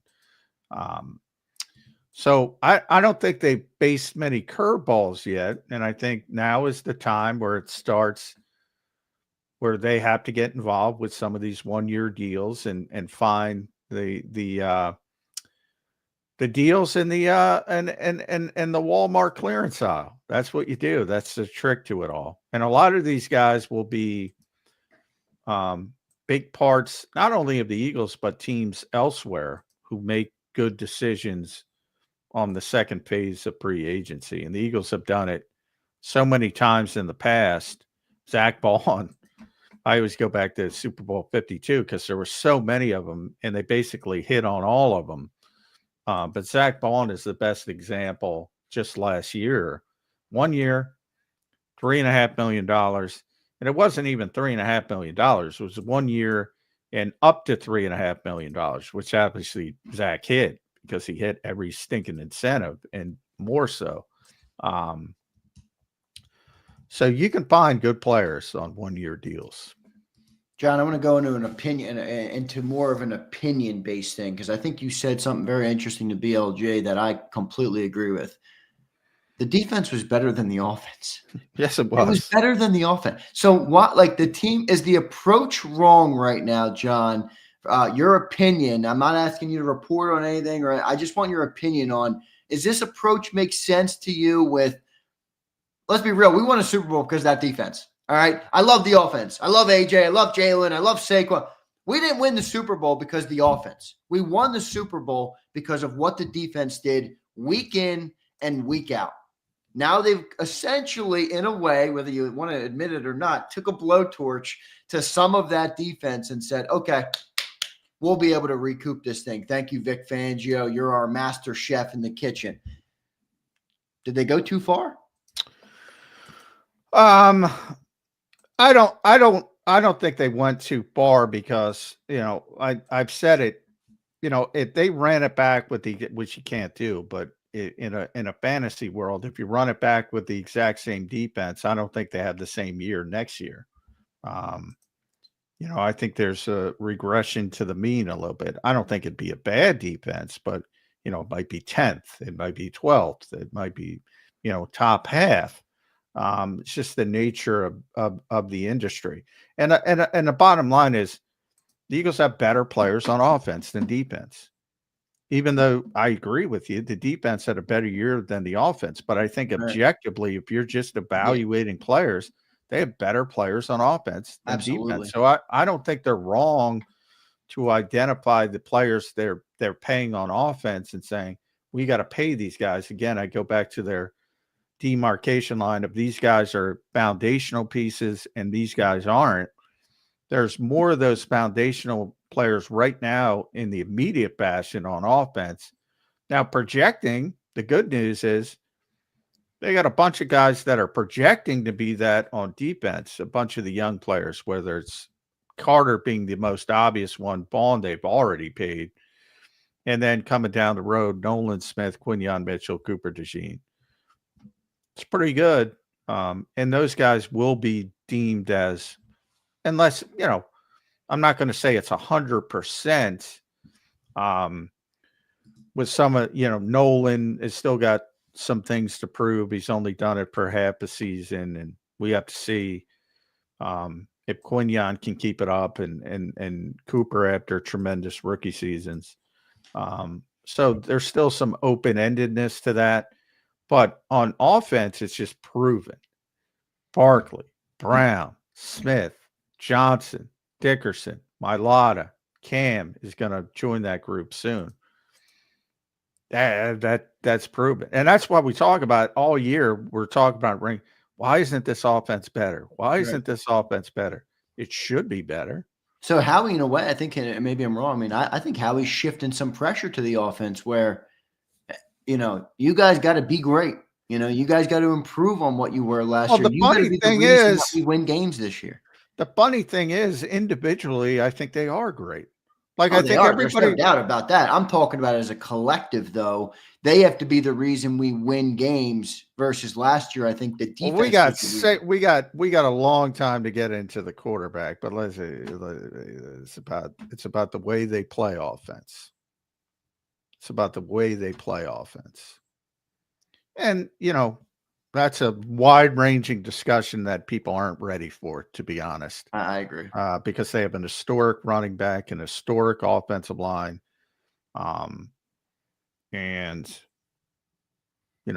receivers that are off the charts good. It's a conversation people aren't ready for. We'll have to have that this offseason. We'll have plenty of good conversations this offseason. There you go. Johnny Mac just tipped his hand on one of them. Johnny Mac, great show today. I got one more question for you. All right. As it stands right now, Moro Ajomo presumably will replace Milton Williams. Jalix Hunt, until they draft or get somebody, will replace Josh Sweat. Sidney Brown will replace CJ Gardner Johnson. And I know this can change. Keely Ringo will replace Darius Slay. Jeremiah Trotter will replace Oren Burks. And Eli Ricks will replace Isaiah Rodgers, I guess, as the backup or the swing corner. Which of those players do you have the most confidence in or feel the best about going into the year? Give me those names again. Were you going well, the back? Just all the ones who are replacing the guys. We've said them on the show. I mean, Ajomo. Well, yeah, I don't worry about the backups. So McKee, Shipley, Trotter. No. I'm talking about the guys who are going to have to step up right now for the guys that left. So Ajomo's replacing Milton, Jalix presumably replacing Sweat, Sidney replacing Gardner, Keely Ringo replacing Slay, Trotter replacing Oren, and Eli replacing. Well, that's what I'm saying. Oren's a backup, Trotter's a backup, Ricks is a backup, Rodgers a backup. Okay, so I don't worry about them as much as the guys I'm concerned about are, or can they do it? Are Hunt, Ajomo, Ringo, Sidney, Tyler Steen. Okay, and we'll throw Tyler in there as well. Yeah, I agree. I would be very surprised. BLG said Ajomo. I would agree with BLG. Ajomo is the one I'm most confident in. Ringo, I'm very confident in, mainly because of AJ, which I said on the show. I think he's going to be a really good player, but he's completely unproven. I can't imagine, and I've said it numerous times, the Eagles will not go into the season with Nolan Smith and Jalix Hunt as their top edge rushing duo. They will not. They will not go into the season with that setup. So I would say Jalix Hunt and Sidney Brown, because I don't know where he is health-wise. I'd say those are the two biggest concerns for me. Not that they don't have tremendous upside. I'm just not sure they're right. They're ready. As it stands right now. I get what you're saying. All right, Johnny Mac, good stuff, man. Great show today. I thought you really broke down the CJ Gardner Johnson thing well. Obviously, came with the information, which was great for the people to hear. Your final thoughts on this Wednesday edition, and will we be doing a football 24/7 later? Yesterday, John, we got off the air. I did 10 minutes after you left. I exited the show. I got out of my studio for about 2 minutes, had some things to do, got the notification on my phone and said, shit, I got to get back in the studio, and there we were live again. So. Yeah, well, I'll end it there. I'm glad you pointed that out because I started it, and I'll end it there. If we are doing a football 24/7 and it's 10 minutes after the Eagles do something, understand you're getting my immediate reaction. I can't gather information in 8 minutes. And everybody's like, well, what you said. And then I talked to, a bunch of different people for 2 hours. Right. And I got more information. So yes, things are subject to change. And that became when when it was explained to me that the Eagles are very cognizant of creating space, gathering cash basically to pay players down the road. But I also, there is to use our buddy Pumper's propaganda narrative, there is in essence the NFL teams try to spin things in a certain direction. And I don't want to crap on CJ Gardner Johnson out the door. But I mean, what BLG pointed out is completely true. New Orleans, Philadelphia, Detroit, Philadelphia, Houston. All since 2022. Yeah. 2 times in Philadelphia. And by the way, he performed at a high level both times. 2022, they make the Super Bowl. He leads the NFL in interceptions out the door. Yeah. Well, look, you can acknowledge that the player definitely has some baggage on him, but can you also acknowledge that moving on from him is not always the right move because of that baggage? I mean, there's a famous Jimmy Johnson quote that Silvio uses all the time. You don't win championships with choir boys. All right. You don't. You need a little bit of that swagger, a little bit of that. And, maybe they are. Is it fair to wonder if their breaking point on CJ was too early? Well, Jimmy Johnson also said, I'll treat you all fairly, but I won't treat you the same. And he was talking about, I forget the running back, and one of the running backs fell asleep in the team meeting and he cut him. And he was very honest. If Emmitt Smith fell asleep in it, he ain't cutting him. Yeah, right. CJ Gardner Johnson ain't Emmitt Smith. He's a good player, not a great player. Great comeback there, Johnny Mac. Great intel there. Johnny Mac, great stuff, brother. We will talk to you maybe later on today, or if not, on Thursday's edition of Birds 365. Thank you, brother. All right. Thanks, everybody. All right. There's Johnny Mac. What a great show today, everybody. I thought a really good information-packed show. 2 great guests. Gill was great. BLG was great. Johnny Mac brought the heat in that opening segment, man. You could tell he had the information, and if you were smart enough to listen to what John had to say, then you understand very well why the Philadelphia Eagles moved on from CJ Gardner Johnson yesterday. And look, you can acknowledge why they did it and understand why they did it and still wonder what they're going to do to try and repeat as Super Bowl champions. Because right now, objectively speaking, it's hard to look at this Philadelphia Eagles team and say, okay, we're going to repeat. I mean, look, I think we have a good chance. I think we have a great team. I think our offense is still intact. You got a lot of core guys coming back on defense, but making up the losses on that defense is not that simple. It's not so linear. It's not easy to do year in and year out. So I know we point to what we did last year, and last year we didn't feel great about the defense going into the year too, and look what happened. But it's not fair to assume that's going to be the case every year. So what will the Eagles do to replace some of these guys who have left? I think that's obviously our next order of focus here in the offseason is the talent acquisition part of it. A lot of guys out the door this week. No guys coming in other than Kenyon Green and Dorian Thompson-Robinson. All right, so let's see what the talent acquisition season looks like. Let's see what they end up doing. But look, there's some turnover here. All right, there's some major turnover here, and this is part of being a champion. I think one of the best things that was said today was, this is harder. And I had one dude in the chat, Dabney, he's like the fucking ultimate Grinch of the chat. You say one thing, he's like, no, that's not true. Oh, no. Okay, Dabney, go to another show. That guy drives me crazy in the chat. I see him every day. But one of the best things is when you're this good of a team, these cuts or these back of the roster, not back of the roster, but CJ was what, the 7th or 8th best player in the defense, maybe 8th or 9th best player in the defense. Moving on from those players it hurts more because you're like, we didn't give up a stiff. We gave up a starter, a guy that is certified, a guy that's proven year in and year out he can play in the league. He's a good player. So, it hurts a little more when you're the Eagles, but that's part of being a great football team. That's part of building the roster as successful as it's been. Look, a couple of weeks ago, we were praising Howie for look at how good the roster was. Look at how good our defense played. You got contributions from every draft pick. You got contributions from every free agent signing outside of Bryce Huff. But with that comes different territory. And the territory is when you move on from somebody, you're not moving on from shitty players. You're moving on from good players. And the truth will always be you cannot pay everybody in the NFL. And all the deals that have come in recent years, AJ and Jalen and Saquon and Devontae and Landon Dickerson and Jordan Mailata and Zach Bond this offseason and Saquon again this offseason, that cash adds up. All right? That cash adds up.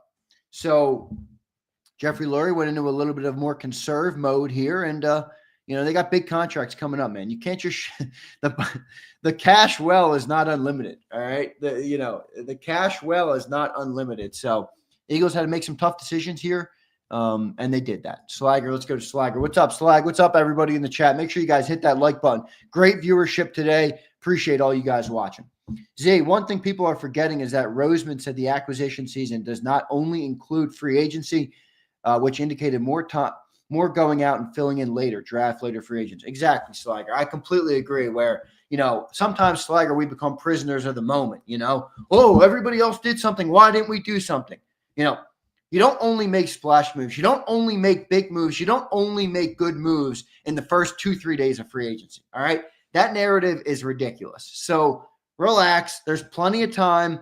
Some of our best acquisitions on this team came later, all right? A.J. Brown was traded for on draft night, all right? So relax, pump the brakes. We got plenty of time to acquire talent. Right now, I think what they're doing is they're trimming the fat that they see on their roster. They're resetting things before they start to build back on top of it. So we'll see what they end up doing. But Sliger, completely agree. Good comment, brother. Appreciate you being here this morning. Pumper checks in. Respect Johnny Wilson. No, he dropped the flick pass in the Super Bowl. Philly Don got here late this morning. End of Mike Gill segment. Anything important said before? Absolutely, Philly Don. The first 20 minutes of the show today were the most important of the show. If you're gonna rewatch anything today, rewatch the first 20 minutes of Birds 365. Premiering on the channel in 5 minutes is that segment. So if you missed the first 20 minutes and you want to watch it, the video is titled, "Why Did the Eagles Trade C.J. Gardner Johnson?" John McMullen perfectly explains Eagles' cash cap situation. So if you didn't catch that, go and watch that. That's the most important thing to watch today. Philly Don, good to see you, brother. Don, I don't have it next to me. I almost broke out the black Kango with the gold logo for you today. JS, what's up, man? Love what you're saying about C.J. Gardner Johnson, Zander. Sometimes, by the way John talks, he was public enemy number one and a menace. He definitely was. Like, he has a little bit of that, but I'm more JS. I'm more fall in the category of I'm not dissuaded by that stuff. I like a little attitude. I like a little bit of, anger, swagger, whatever you want to call, whatever word you want to use to describe C.J. Gardner Johnson. I don't typically have a problem with it. It's not uncommon that guys in suits who sign contracts have problems with it. All right. Alpha dudes that don't like to be told what to do, dudes that, beat to their own drum, dudes that talk on social media, dudes that have big personalities. It's not uncommon that guys who wear suits don't like those players. I'm not saying that's the case here. I'm just saying it's not uncommon. I like guys like that. I think they're important, but I thought John's comment was good. You got to be, in order for you to put up with it, you got to be great. If Emmitt Smith falls asleep, you don't cut him. Back up, yeah, go on. So CJ maybe didn't have that much stature or that much cred in the locker room, if you will. What's up, Reyes? All of yesterday was BS about CJ. Still said we didn't want him because of his attitude, because we couldn't coach, and because he was too expensive. Well, that is true. Emery, that's not all BS. You're wrong about that, Reyes. Cilio reacted in a big way, and I don't think it was a bad thing. Cilio loves defense, and I think one thing here that people miss on Cilio, right? Cilio is not, and most fans will see things from a macro, where it's like, I'm not going to be out on the team. It's March. We're analyzing the micro. You understand this. You can have a thought on the macro while still analyzing moves in the micro. So Cilio yesterday was upset or thought this was the wrong move. I don't necessarily disagree with him. And I think he approached it from, this team proved him wrong. This defense proved him wrong. This defense was so good, they proved everybody wrong with how good they were. And then you take a blowtorch to it. I think Cilio, as a defensive guy, was upset at that. And he was, again, macro Emreyes. And I'm good with this for you. But you're going to look at it from a macro and say, we said the same thing about the defense last year. Look how good the defense was last year. Trust in Howie's vision. Look what he's done in the last 7 years. I agree with you. But there's micro analyzing that will happen too on talk shows. And there's a different job there. And I think you can understand that.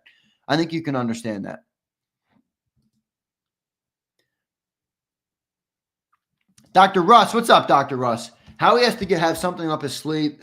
He wouldn't let this team slip. He knows what he's doing. I agree, Dr. Russ, but the way John explained it was, it wasn't. Now, I do think, here's what I agree. I do agree that Howie has something up his sleeve. I put out last night, I'm wondering if a splash is coming where Howie's acquiring picks, Howie's, trimming the fat off the roster, identifying who your foundational pieces are on the offense and the defense, and then building up from there. I'm not ruling out that Howie has something up his sleeve, but, the way John explained this was they identified the foundational players and said anybody else we might have to move on from. How Jeffrey's not willing to give cash money up front right now to players that aren't foundational pieces. Think about it. We always praise Jeffrey Lurie for the way he owns the team, and he does a great job. He deserves the praise. But again, the cash pile isn't endless. So he's paid A.J. Brown buku bucks, Devontae Smith, massive contract, Dickerson, Jalen, Saquon, Bond, all these guys. It's great. He's giving tons of cash up front for the contracts to be team friendly. You can't just give that unlimited cash to everybody. So I think right now, how we looked at it and said, Jeffrey said, I got to pay Jalen Carter next year. We got to pay Nolan Smith, Cooper, Quinion in the future. We're going to have to re-up Jalen Hurts soon. Get rid of the guys that we don't view as foundational because I'm not willing to give them the cash. And they did save $8.5 million cash by moving on from CJ Gardner Johnson. So I think it's pretty easily explainable from that front. Dr. Russ, appreciate you being here, brother. Thank you so much. Josh B gets it. He says, the talk show is going to get really boring if we only look at it from macro. You're right, Josh B. But I do think that's where some people, get upset with talk shows where they're like, why are you? No, you're analyzing the micro. All right. You're analyzing the micro. Now, it's not Lurie's fault, brother. They just identified who they wanted to pay. And he's not cash poor either. But yeah, the cash is not unlimited. You can't just pay everybody unlimited cash and make every contract team friendly because that requires the owner to spend more out of pocket. Again, it's not unlimited. Curtis, what's up, man? Zander, I think we have to be realistic too. The team being as good as 24 again is an unreasonable expectation. That team was generational. Agreed, 100%, Curtis. There's a little bit of a regression that your team's probably going to have anytime you win a Super Bowl naturally. Because you can't – look, it's the odds. John talks about this all the time. It's the odds. You're not going to – the chances of us being the number one defense again were always slim even if everybody returned. That's just the nature of the NFL. That's the churn in the NFL. So I think you're right about that for sure. Well done, Curtis. Appreciate your comment, man. JD3 checking in. What's up, JD? Howie's trick up his sleeve is letting his draft picks play. Nothing new. He's not going to give up on Ringo Sidney as easy as others. That's what he does. Yeah, and I don't think that's a bad thing, JD3. Look at how it's worked out for us in the past. Now, that's no guarantee the future will be as good as the past, but that's what good teams do. And JD3, when you have a $200 million offense, you better believe they got to rely on rookies. You better believe they got to rely on guys on rookie contracts. That's the nature of the beast. It's the nature of the beast. So I think we're in a good spot right now, though, but definitely some recouping to do. Look, you can acknowledge that it's not time to sound the alarms while also acknowledging the team has a lot of work to do to rebuild if they want to repeat next year. Okay, they have a lot of work to do, and it's clear what that work is when you look at this roster right now. We'll see what they end up doing. All right, JD3, appreciate it. D. Hughes, sorry I missed your super chat earlier, man. Still watching the show every day after hours. Appreciate the coverage. D. Hughes, love you, brother. Appreciate your support. JD3, again, JD3, sorry I missed this one earlier. People have forgotten who Howie is. We have 3 edge players and just lost a key defensive tackle. Howie is taking the best defensive front player available. No doubt. There's also a crunch there, JD3, where the contract comes into play. If you draft a safety in round 1 and he plays like the best safety in the league, you're really only saving $15, $20 million. Versus if you get the best defensive edge in the draft and he plays great on that rookie contract, your savings on that rookie deal are massive. The value of that contract is massive because of what edge rushers make, because of what defensive tackles make. So they're going to prioritize defensive line, no doubt. JS, thank you for becoming a member, man. We appreciate it. The membership's still growing strong, so thanks all you guys. Thanks all you guys. Brian Pump, I think I missed this one. Sorry, man. Howie sure knows how to build a Super Bowl roster, but damn is he good at tearing them down. Post-Super Bowl, Howie needs to be studied. I'm not going that far at all. Come on, man. We got so many core guys still on this team. I think that's overstated by you. All right. All right, everybody. I appreciate all you guys checking in. Make sure you guys go check out that segment. Eagle Nest. I said that to you in the chat because I know you love cap space and the contracts and some of that stuff. I know you're enamored by that and you spend a lot of time researching it and stuff. So I think you would really appreciate that opening segment we had with Johnny Mac today. So make sure you go and check it out. Appreciate all you guys being here. Still a big crowd in here right now. As always, you guys are the best fans in the world, best Eagles fans, best JAKIB fans. Love all you guys. Appreciate all you guys. Hit that like button on your way out, and I'll see you next time on Birds 365. Thanks, everybody. You've been listening to Birds 365, the destination for the passionate Eagles football fan who bleeds green. If it's Eagles football, we're talking about it. Debate inside the locker room and guests that are some of the greatest football minds from around the region. We hope you enjoyed the show. We know we had a blast. Make sure to like, comment, and subscribe, and we'll be back soon. But in the meantime, hook up with us on social media at JAKIB Sports. See you next time on Birds 365.